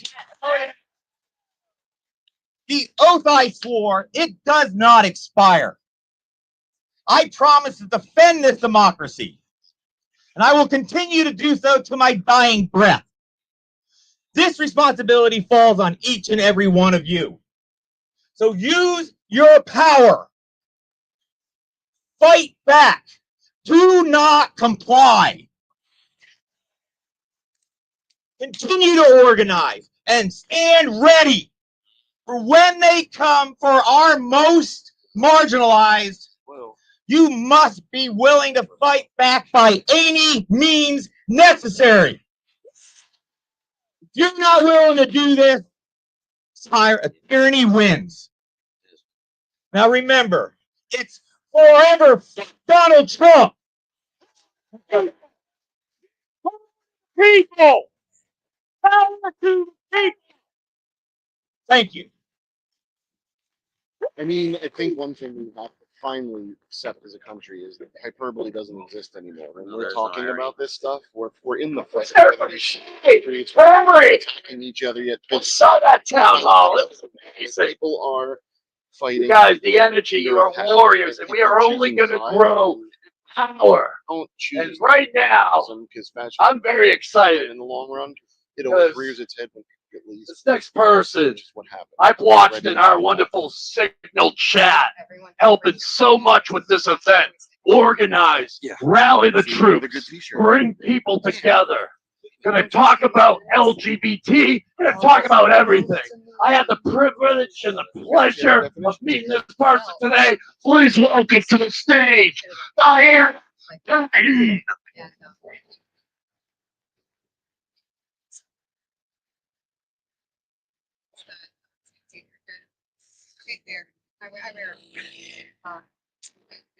Yeah, now you have a second show.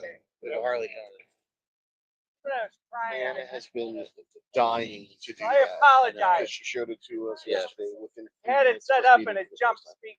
And she did it at full volume. And she did it in the middle of the lobby in the hotel. It scared the crap out of me. Yeah, sure. It was quite delightful. Excuse me. That's delightful. Good afternoon, my fellow Americans. And I want to apologize to that combat veteran very much. I did not mean to do that. From the bottom of my heart, please accept my apology. Hey, you're good. You're good. My name is Diana Lynn Patton. I am a transgender disabled veteran and a proud organizer of Veterans Defending Democracy and affiliate of Defense of Democracy. And I don't have goddamn bone spurs. Today we gather not in anger, but in duty. Now, a little bit of anger. To honor our military history, to protect truth, and to defend our Constitution against all enemies, foreign and domestic, just as we once swore to do. I want to speak to you about two flags today. Two simple pieces of cloth that have carried the weight of remembrance and resistance across generations. The first is the progressive pride flag, which many of us hold dear. Traces its roots to one of the darkest chapters of American history. In early 20th century, German physician Magnus Hirschfeld, a Jewish gay man, founded the Institute for Sexual Science in Berlin. It was groundbreaking center for LGBTQ research, advocacy, and some of the earliest gender-affirming healthcare in the world. When Nazis rose to power in 1933, they quickly targeted Hirschfeld's institute to protect, of course, their children. Familiar? They justified their attacks by claiming they were protecting children, accusing LGBT people and gender nonconforming individuals of corrupting youth. Under this false banner of child protection, Nazi stormtroopers raided and destroyed the institute. Its priceless archives, documenting decades of LGBTQ history and science and humanity, were dragged into the streets and burned in public bonfires meant to erase our existence. From there, persecution accelerated.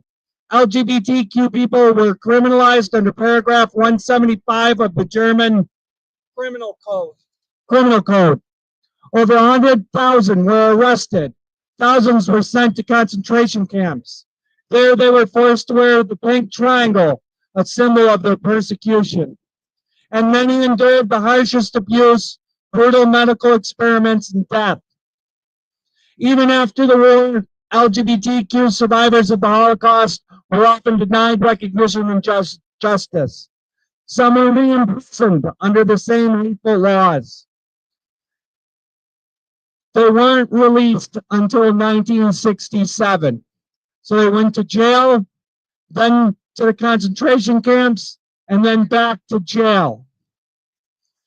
In 1978, at the urging of Harvey Milk, a young artist and activist named Gilbert Baker, a U.S. Army veteran who served honorably during the Vietnam War era, created the new symbol of hope, the rainbow flag.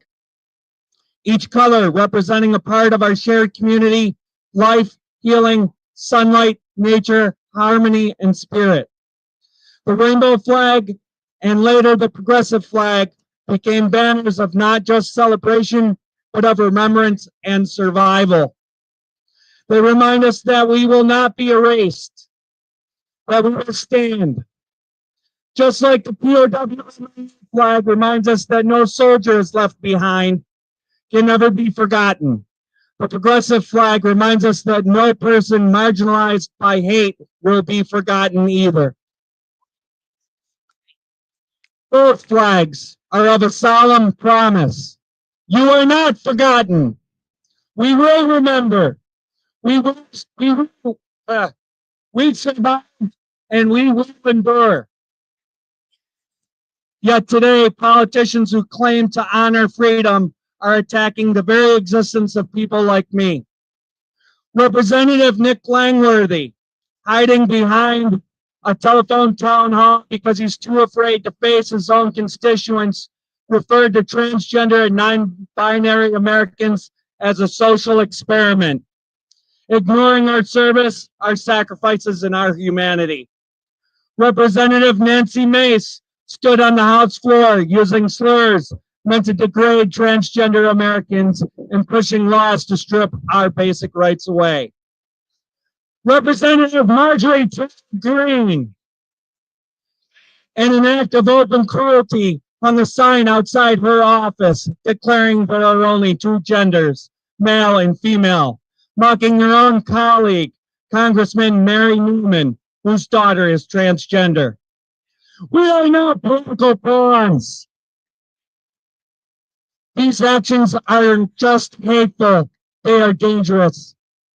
They use the same false narratives, the same protect the children lies that fascists have always used to justify the dehumanization of marginalized people.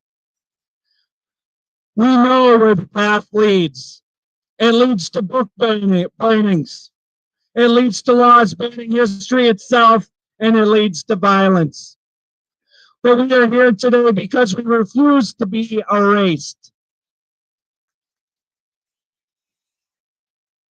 We are your brothers and your sisters. We are your mothers and your fathers. And most of all, we are goddamn veterans. We exist. We have always existed. We live. No matter what they throw at us, we goddamn motherfucking endure. The fight against fascism is not history. It is here. It is now.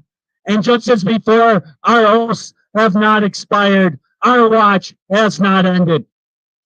We are the last generations who stood firm when democracy trembled. Now the call is ours. Thank you.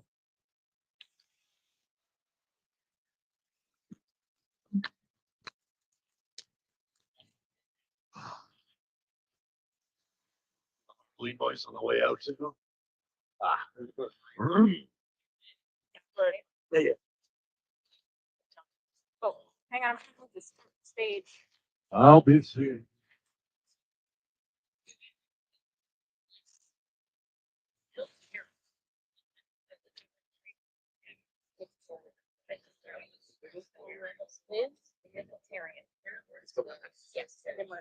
Hell yeah. I skipped over earlier, that's my fault. I'm gonna let the sirens go by first. Don't worry, it's not the popo, just an ambulance. Not for us. Y'all look healthy. You all look amazing. Folks, I'm gonna bring up another warrior right now. You don't have to hear my horseshit voice. Put your hands together for Liz McTurnan. Hell yeah. Met her before the show. Incredible, incredible human being. Beautiful smile. Wearing a beautiful denim shirt today. Just absolutely. And let's look at that. Stop Mumps for Liberty. One of the organizations supporting this. Absolutely incredible. You can use mine. A lot easier. I'll just sit here. You can talk. No. I will note, I'm not disabled. I'm temporarily because I had a knee replacement. And that's what's wrong with this country. They call that a handicapped accessible ramp. I don't think so. Boom. So we've got a long way to go. Can I sit with you? Okay. But you, where's the other one? This is too low? Yeah, no one, thank you. I'm sorry. That's right. I think it's, How about this one? yeah. Better. Sit down. Okay, here we go. I was a kindergarten teacher, so this sort of feels like we're at circle time right now. Good afternoon. I'm Liz Mkhitaryan, and I'm the founder of Stop Moms for Liberty. Thank you. We are currently in about 45 states across the country, and we've had all kinds of success with pushing back against these moms at the microphone, I'll call them. So I'm a retired school teacher and the founder of a movement across the country. I am so thrilled to be with you here today to celebrate, commemorate, and to honor service members that are giving their all for our nation. It is absolutely beyond my imagination how we got to this place where military history is being erased.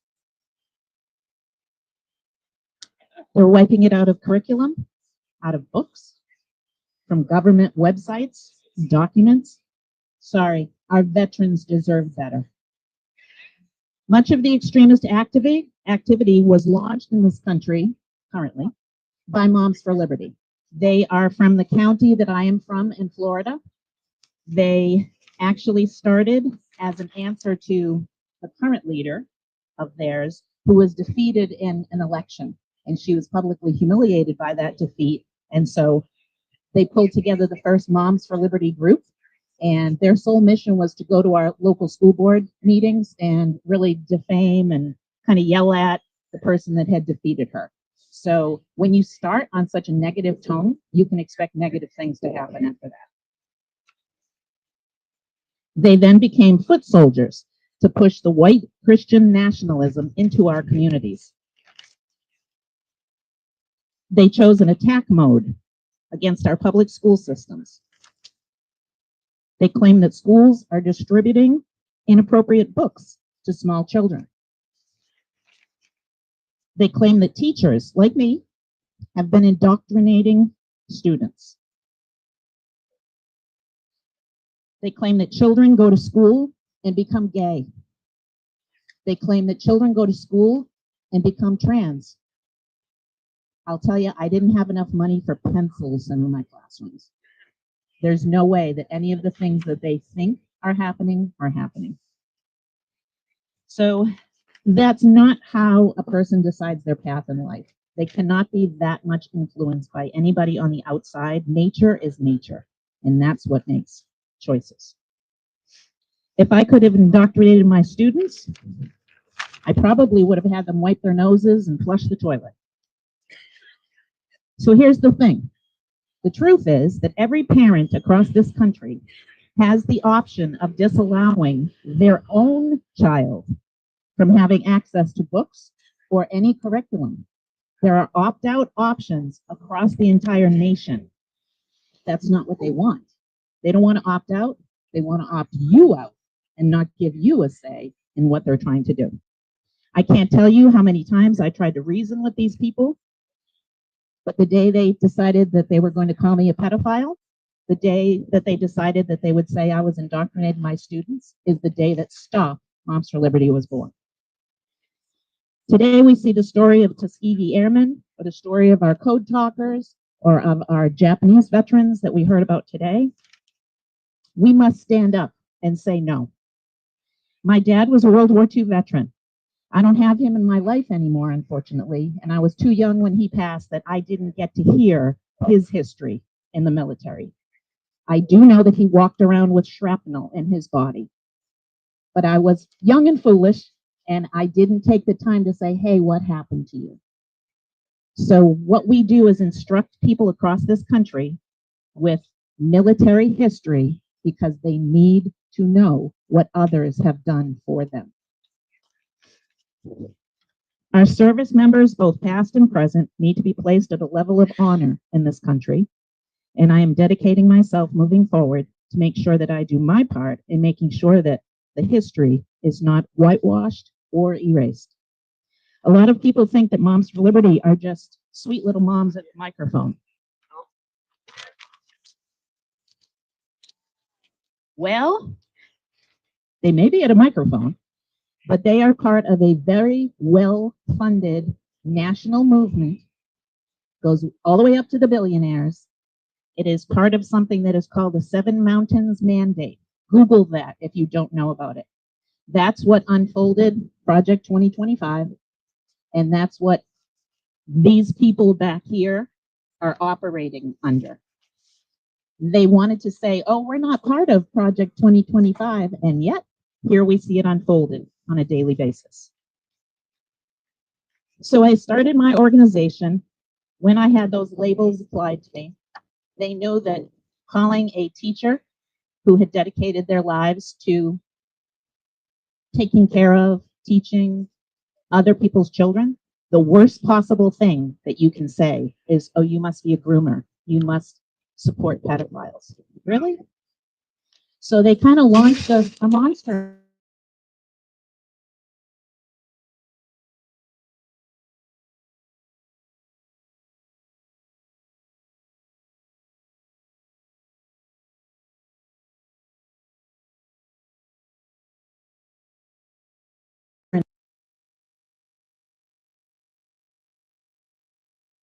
Life, although retired, and I thought I would be sitting around with, you know, a fruity drink and in a lounge chair somewhere, but What happened? this latest attack on the military history has really launched that these things are not wiped out. We just can't afford it as a country. Thing keeps going live, or you have to go live again? Does anyone want pornography in schools? Of course not. Does anyone want to have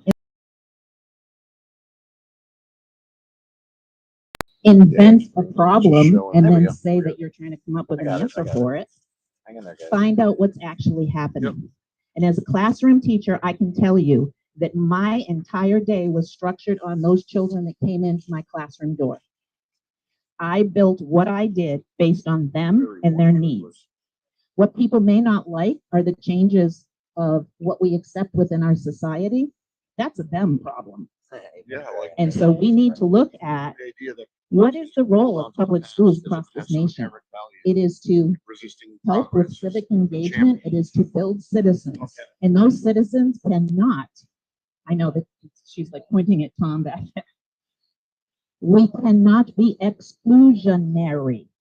No one is coming into public schools and getting indoctrinated into something. Teachers are responding to who and what and where and why. And we don't exclude anyone. And for that, you can call me any name in the book, because that's not going to change. Yeah. Okay. The whole point is focus on the speakers anyway. So as we gather today, in support of the mission that Tom had in the car driving along with Jasmine, said, you know, we ought to start getting veterans together and really speaking out. And I think they've done a heck of a job with sending this message across this country. We have had multiple podcasts. We have all kinds of online presence. And although our crowd is a little small today, we're strong and we're mighty. And all it takes, gentlemen like this, to just do something. You didn't think you'd probably go viral by just going to a meeting and standing up, but that's what it takes. And that's something that all of us can do. And even if you don't want to grab a microphone somewhere, go, hold a sign, stand up for someone that says something that you agree with, because that is what democracy looks like. All of these rallies across the country, we can't fool ourselves that, you know, some MAGA person's going to come by a rally and go, oh, that's a nice sign. I'm going to not be MAGA anymore. That is not the point of rallies. The rallies are to support one another, to let others who may be feeling alone with their beliefs know that they are not alone and that there are a lot of us on the right side of history. So at Stop Moms for Liberty, we call ourselves relentless defenders. We were focused a lot on public education, and this lends itself perfectly to make sure that public education includes military history. It is time for us to defend those that have defended us. And my personal thanks to anyone that is a veteran in this audience, because I think you rock. This is just, it hurts my heart every day that of all the targets in the world, You going after veterans? I don't think so. So we keep raising our voices. How they choose their targets. Make no mistake, I we think will goes to show you, win well, this makes a lot battle. of sense, right? They go after minorities. We are on the side they of think good. they're weak, so they're going after Honor and veterans because they think they're democracy all weak. are really what make this country great. And that is not the case. So when Don't they piss off have people those that little serve. red hats that we know are not true, just remember, this is what democracy looks like. Thanks everybody for watching. We still are going to be on for at least an hour until the battery on this laptop dies. Then we have the other one. Let's hear it for Liz Nicotarian. Hope we need it. Thank you guys so much Stop. for watching. Share this. Moms for Liberty, great organization. A lot of incredible ones today. Crowd online. We don't need a crowd. A lot of incredible people. You guys, the energy, the beauty. We're gonna have 2028, the new Grateful Dead parking lot. A lot of love. We are not going to storm the Capitol. We will storm Burger King or Applebee's after. Where is the after party after this? There's an after party. We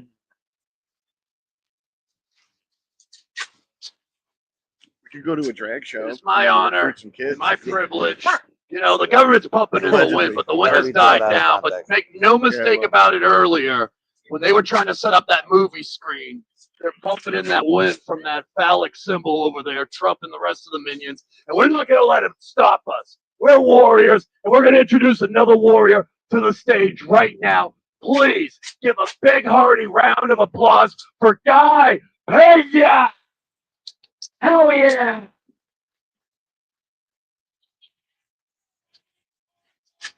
And don't forget, you guys, if you guys want to support our work, we have our link tree in the description of the videos and all our bio. How's it doing? Your, social You know, it's a little hot right now, right? But just be thankful it's not Texas. All right. Good afternoon. My name is Guy Pena. I have been serving in the Army for 19 years. On my way to retirement, hopefully. I served during Don't Ask, Don't Tell, and now serving during a time where this administration is trying to kick me out just because I'm a trans man. 1 second.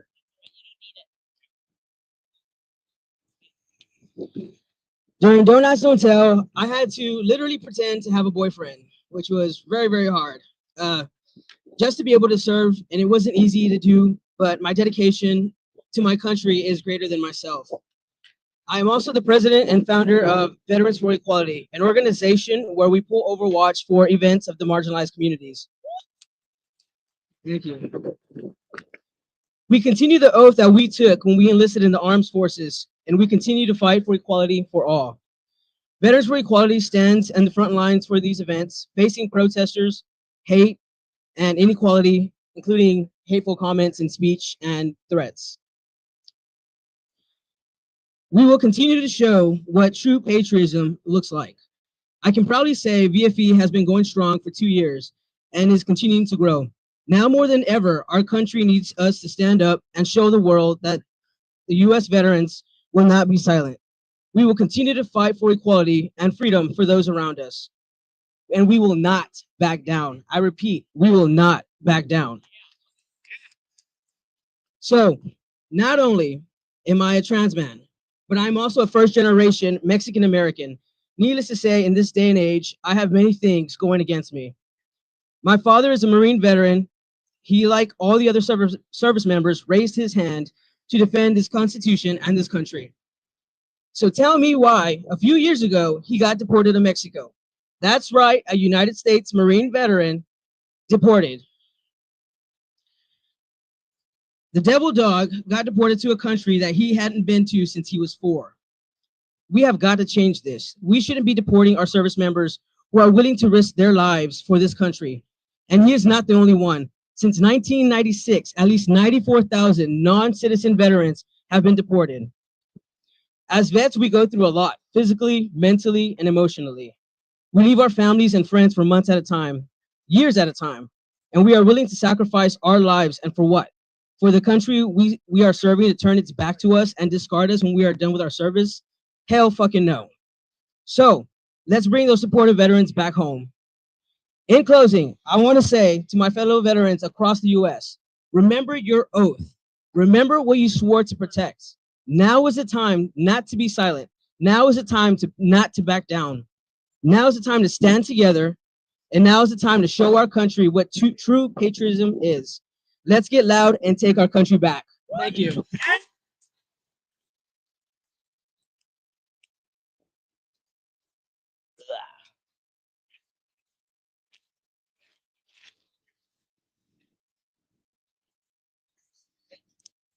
One more time, Guy Pena.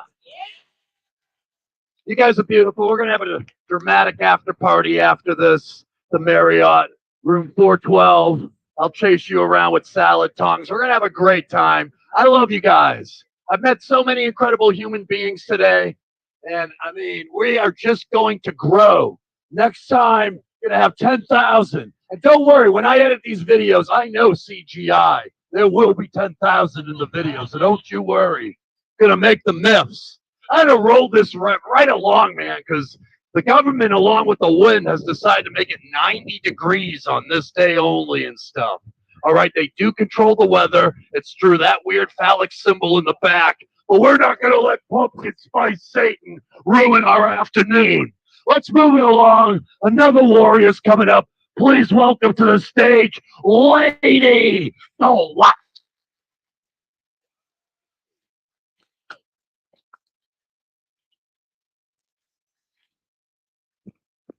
Hey y'all. All right, let me where'd that clip go? There it is. Oh no, that's that clip. There's the clip. Okay.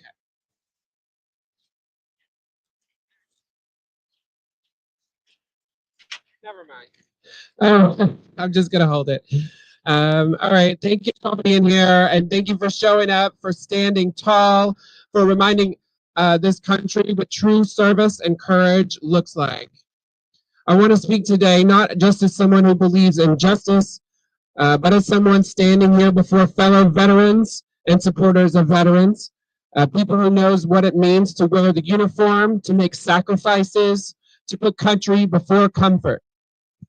And many of you did that while carrying the additional burden of being queer, trans, Black, brown, indigenous, disabled, fighting for a nation that too often refused to fight for you. Let's talk about the recent attempt to remove transgender people from the military. That was not a coherent or a responsible policy. It was an attack, a deliberate, targeted erasure of people who have already proven themselves in one of the most visible, high-stakes arenas of service. And let's be clear, it was not based in any kind of evidence. It was rooted in misinformation, fear, and hate. The military has long been a battleground for civil rights. We know that. We've lived that. Think back to Don't Ask, Don't Tell. That's when I served, from 96 to 02. It was a policy that silenced generations of queer service members from 94 until its repeal in 2011. It told LGBTQ plus troops, you can serve, but you must lie about who you are. Hide your love, mute your identity. Thousands of brilliant, brave people were discharged or forced out. Others stayed in, enduring constant fear that one slip, one photo, one word could cost them everything. It was humiliation dressed up as compromise. It left scars that we are still reckoning with. And just a few years later, a new administration came along and tried to do the same thing, this time to our trans siblings. In 2017, they didn't roll out a policy with care or study. It was an order via a tweet. The sitting president, that piece of shit we have again, tweeted that transgender people would no longer be allowed to serve in any capacity. Just like that, no warning, no humanity, no respect. People already serving honorably were told they didn't belong. They were told their existence was a burden and a hindrance to military readiness. And now, after a reprieve from the last administration, they're coming for us again. We have seen this playbook before. This was never about readiness, and it was absolutely never about even fiscal responsibility. According to Sparta, 73% of the roughly 15,000 transgender service members are senior enlisted personnel with 12 to 21 years of experience. Sparta's calculations estimate the total operational investment in these members amounts to about $18 billion that's just getting flushed down the toilet. This is in addition to the $1 billion estimated as the cost to recruit and train green replacements for those discharged under a potential ban. The RAND Corporation made it crystal clear allowing trans people to serve had no negative impact on military effectiveness. What did it impact? Thank you. What did it impact? The insecurities of those who cling to power by targeting the most vulnerable. That's what fascism looks like. Pick a group, paint them as dangerous, strip them of rights, then expand that strategy to anyone who stands in the way. We saw it with Don't Ask, Don't Tell. We saw it with the Muslim ban, with family separations, with attacks on voting rights, with the attempts by those in power to erase each and every protection for trans people across healthcare, education, services, and housing. This trans military ban wasn't an outlier, though. It was a blueprint, a build-up to the final goal of erasing trans existence from public life in a nation supposedly enamored with notions of freedom. But here's what they didn't count on. Us. They didn't count on veterans from every background standing together to fight back. They didn't count on veterans turning their pain into protest and their protest into power. Today, I'm surrounded by leaders and truth tellers.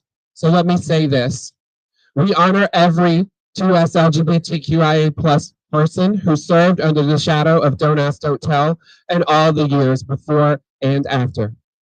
We honor every trans service member and veteran who has been told they are inherently dishonorable, dishonest, and undisciplined, when in fact they have been more loyal to this country and its Constitution than the cowards trying to erase us. And we reject the idea that our service is conditional. Our dignity is not up for debate. To the people who think fascism can't take root here, look again. And to those trying to push us back into the closet, out of uniform, off the record, let this be your wake-up call. We have been here, we are still here, and we will not be erased. Thank you.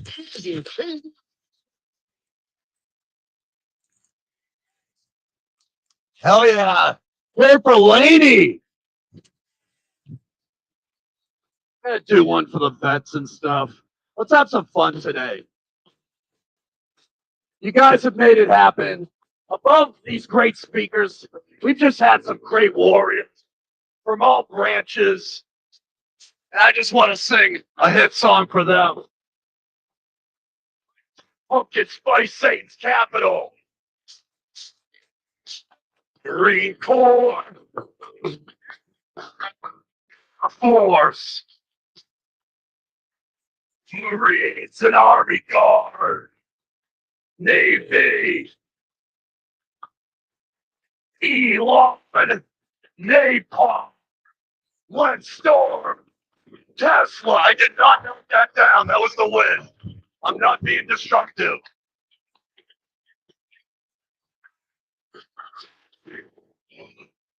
Everybody! Vets! Vets! I should just into a kick. I just flipped the can. Army! Navy! Free.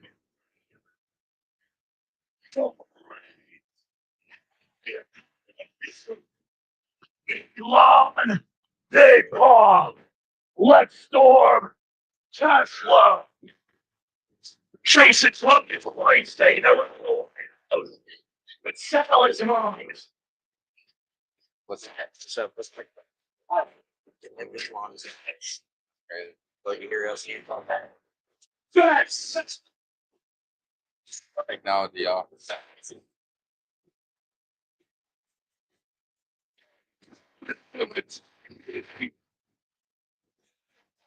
fascism, Napier, Elon, Storm Tesla. Yes.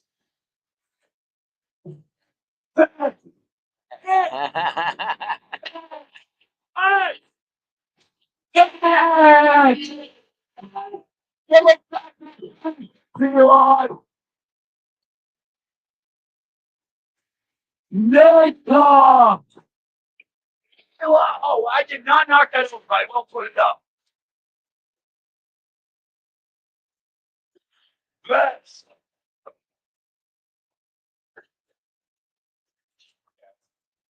Oldies 103.3. Oh, you own steamer here.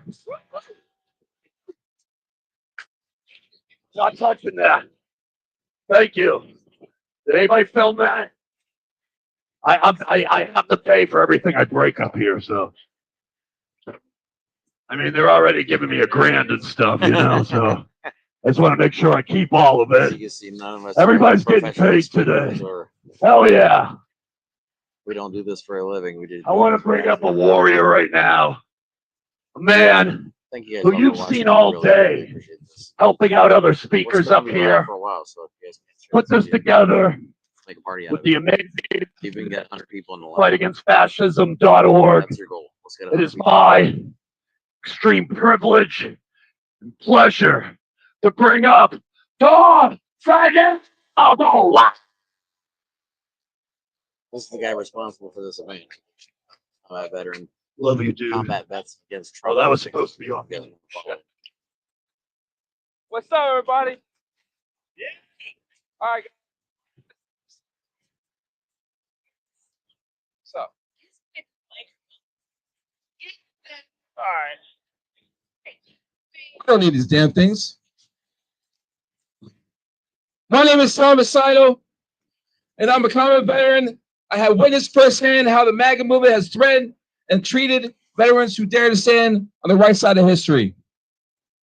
We are here today because an insurrectionist, draft dodger, and felon thinks he can erase the legacy of our honorable veterans, flushing it away like he did the classified documents.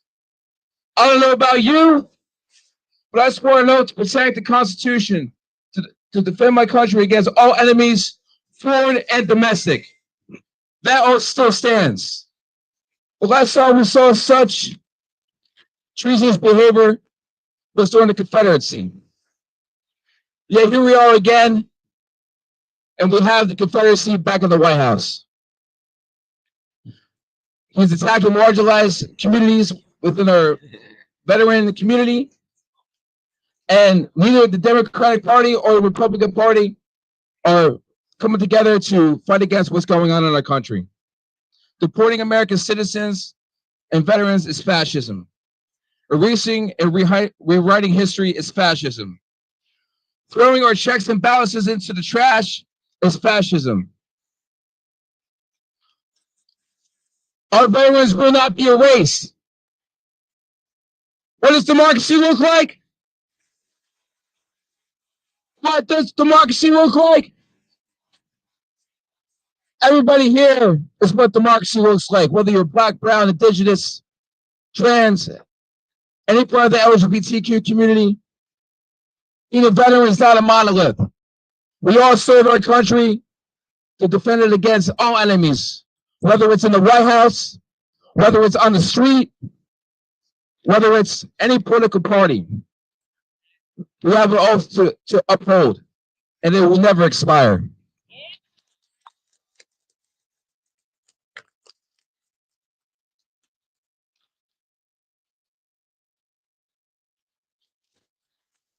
Oh, yeah.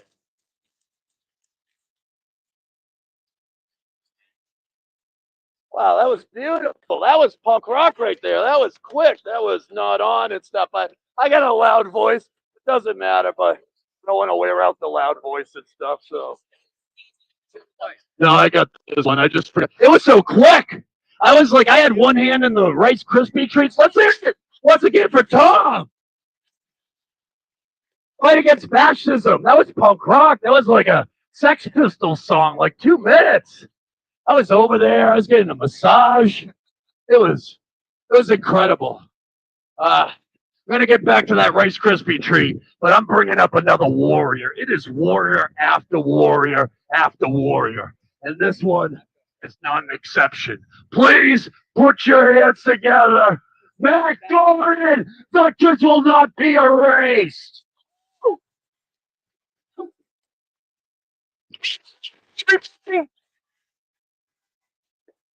A lot of people asking, what can I do? All of you right here, there's one thing you can do. Make sure you come over here and sign that petition. All right? You ain't done it yet. Get over there and sign it. I got a message for the white men. All of you. Where the fuck you at? We caused what is happening right now. It was not the BIPOC community. It was not the queer community. It was white men who conveniently get left out of the equation because we are not expected to do the right thing. You do not get to sit on the sidelines and wait as your neighbors are rounded up and shipped off to a concentration camp in another country.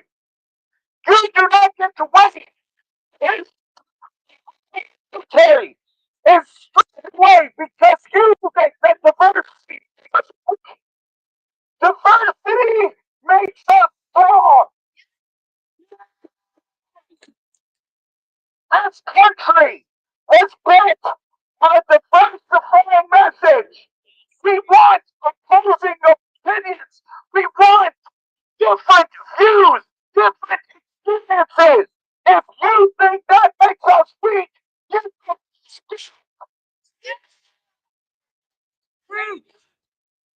to every freaking person in this building behind me right here, playing by the rules of yesterday. A country that we had before the Supreme Court ruling that gave presidents absolute immunity is gone. If you think that we are going to be able to fix this problem by playing within the same movement as 10 years ago, you are fucking naive. You do not get to ask me to compromise with Nazis. Let me be abundantly clear. Rising up Democrats that you disagree with is Nazi bullshit. There is absolutely no reason that we find ourselves in this situation today, other than white men are scared of not being crossed anymore.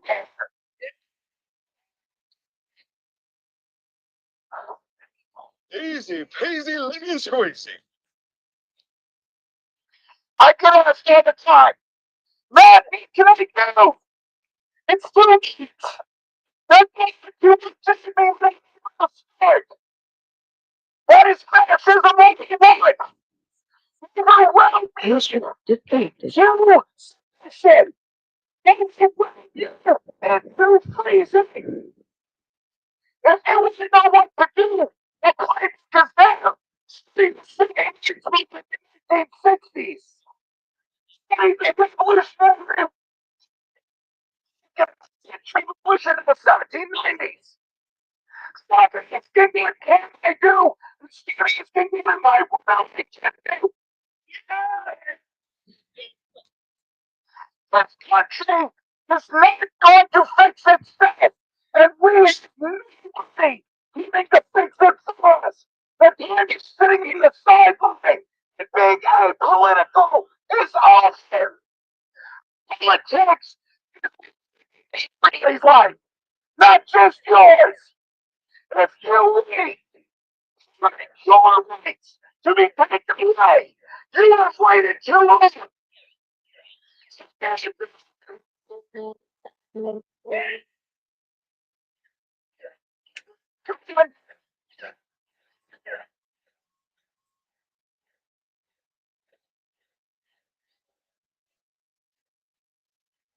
We set a fire today.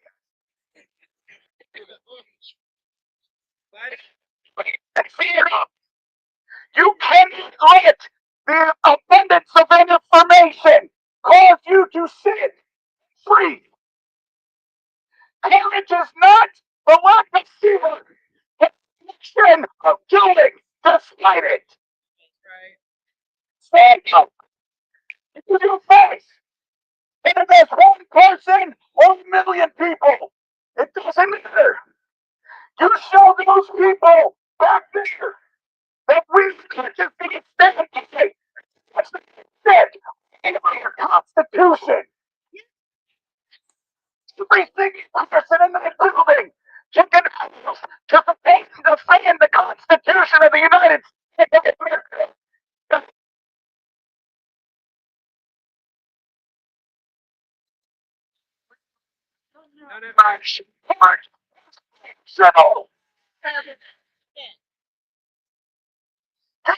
Face, big man, use your privilege. Get up, stand up. Or we ain't got nothing worth fighting for.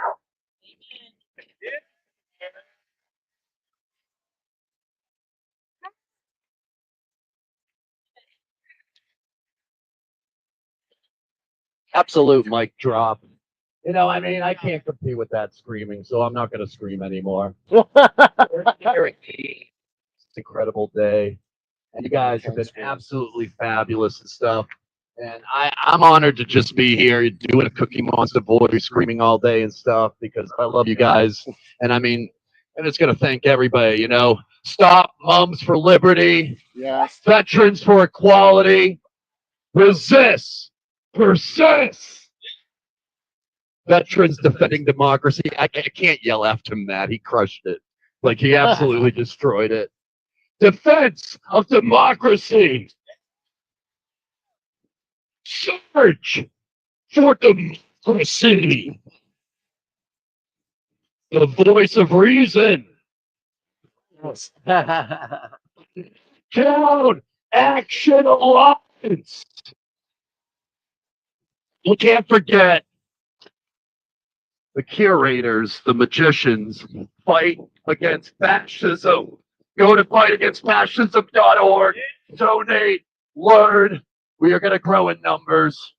And it is my distinct honor to bring up to the stage right now pretty much the major facilitator of making this day happen. Seen her running around, making the magic, setting up everything.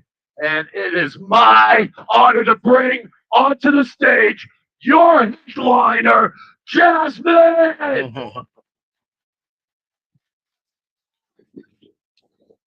Don't forget to go to fightagainstfascism.org. I can't remember what the address is. It spells FAFO. This because I don't like Oh, yeah, let me close it. this. Okay. Well, guys, we are off. I promise. Just give me a second. Grab the relevant materials and I'll get started. Okay. So hi everybody. Thanks for coming. I just want to take a moment to kind of speak from the heart, not as an organizer, not as a co-founder, but as a person who deeply loves his country and the people who make it what it is. One of those people is Thomas Sidle, my partner. He lives his oath, the one he took when he put on the uniform, every single day. And honestly, I think the world would be a whole lot better if more people were a little bit like Tom. Now, let me be clear. Tom is definitely very much so a man. He leaves the trouble stuff in every room he walks into, and don't even get me started on the dishes. But here's the thing. Tom shows up, not just in the big, heroic ways, but in small, everyday moments that most people overlook. He'll ask a stranger how they're doing. He'll quietly cover someone's groceries. He'll stop everything to help someone who's struggling, not because anyone's watching, but because he truly cares. And as much as I tease him about how we get stopped by people he knows from somewhere, I know that these conversations matter to him. They're not about networking or niceties. They're real. They're community. And I think that's what we've been missing. The truth is, we don't know our neighbors anymore. We just walk past each other. We scroll past each other, and it's hurting us and it's isolating us. And it's definitely, pandemic can be to blame for sure. I think it exacerbated it. But the disconnection didn't start there. It starts when we stop looking out for each other. It starts when we believe someone else's struggle is not our problem. And that stops right here today. Because we're not going to fix this country by yelling louder. We're going to fix it by learning to listen again. Yeah. By showing up, not just for the big speeches and rallies, even though we're here because this is a small grassroots effort, but we need to be there for each other. And that's why today I want you guys to do something simple for me. Get to know someone new. Introduce yourself to someone standing nearby. Ask them where they're from, what brought them here, and what they're passionate about. Tell them your name. This right here is how we begin to foster community again. This is how we push back on the fear of hate and on erasure, not just with policy, but with presence. Because at the end of the day, we all want the same things: to feel safe, to be heard, to belong, and to know that our kids will have a future that's freer and more just than our past. My grandfather, Anthony Majesto, the son of a World War I Italian immigrant veteran, used to say, education is everything to someone who may not otherwise be allowed to have anything. He dedicated his life to helping at-risk youth and giving those who are always told you don't belong a chance to see what they do. And he was right. And that's why we have to fight for public education. That's why we have to fight to protect the truth, not just from book bans and budget cuts, but from silence. Historical erasure isn't just a policy issue, it's a community wound. And the only way to heal through it is together. Yes, we've lost a petition to the United Nations. Yes, we are demanding accountability and harm done to our people. But what matters just as much, maybe even more, is what we do after this rally. So please don't just clap, don't just post, connect, build, check on someone, speak up, show up, because real patriotism isn't performative, it's productive, it's people powered, and it starts with us. Thank you.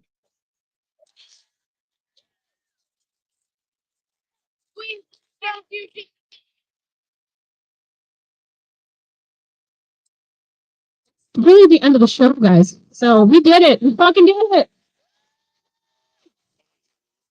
The only other thing that I really want to talk about, and obviously the stage is super rickety, so if the organizers who put in lots of long nights of sleepless nights, tears, mostly for me, please come up here so I can have everybody thank you, because this was a very, very small grassroots effort, and I wouldn't have been able to do half the things that we had done if I didn't have the help of Diana Patton, Liz Nicotarian,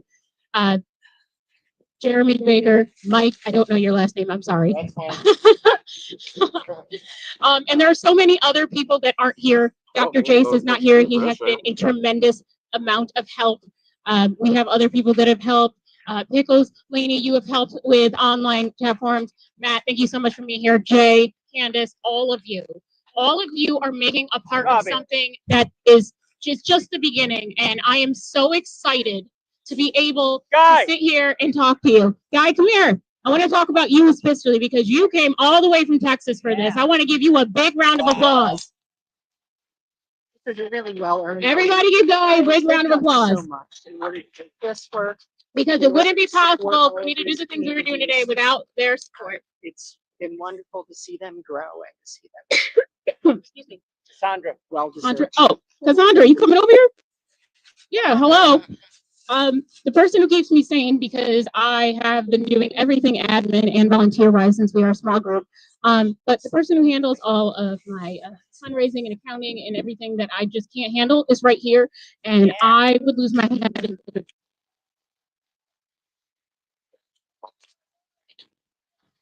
Get her a rating. I'm allowed to say that I got the priority. All right, so. Oh, but, all right. Tell me what democracy looks like. Tell me what democracy looks like. I get a hell yeah. Can I get a fuck? Fascism. All right, guys. I'm very thankful for all of your support. We are so elated. Keep in touch. There will be more on the horizon. Foxtrot Delta Tango! Foxtrot Delta Tango!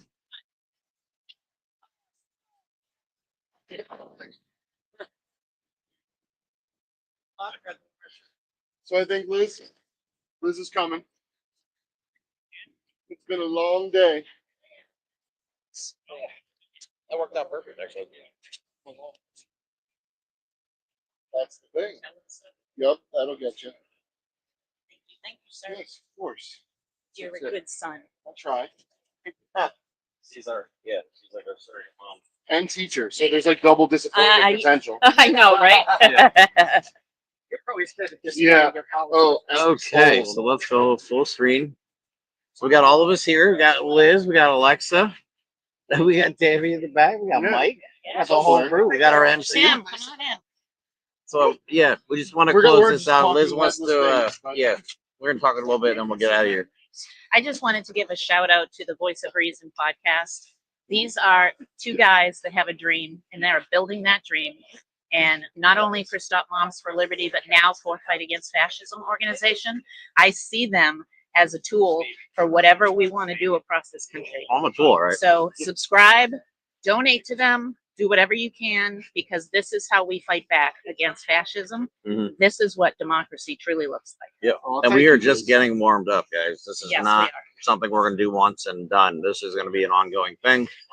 We understand the risks. We understand what the new Nazi regime is trying to do. We know they want to do, militarized release. They want to invoke the Insurrection Act, all that stuff to scare us. But as you can see, we're in Washington, D.C.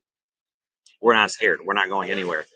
A lot of us are in this for the long ride, and we love our country, and we're not going to let it go. Yep. So if you guys know anybody that knows anybody that's looking for sponsors, we're looking for sponsors, any investments, any donations. Obviously, I think I have chips on my face while I'm talking to you guys. Real talk. The risks of having a beard. I am But not no, we gonna be able appreciate to all help of you. break Your Yes. donations are the reason I that am we even toast. got to DC. I got to come back to a place that was really special for me and my father, who's not here. I wish he was alive to see me do this. It's hard. Yeah, it's hard. I'm gonna get choked up. I can't talk about my dad. But yeah, we appreciate all you guys watching. Share this live. We put a lot of effort and a lot of time into planning this out. Obviously, we don't have all the tech stuff that we need, but I think we pulled off a pretty decent program for you guys. But we're gonna keep bringing this stuff to you as long as you guys keep watching. Other than that, we love you all and have a good rest of your day.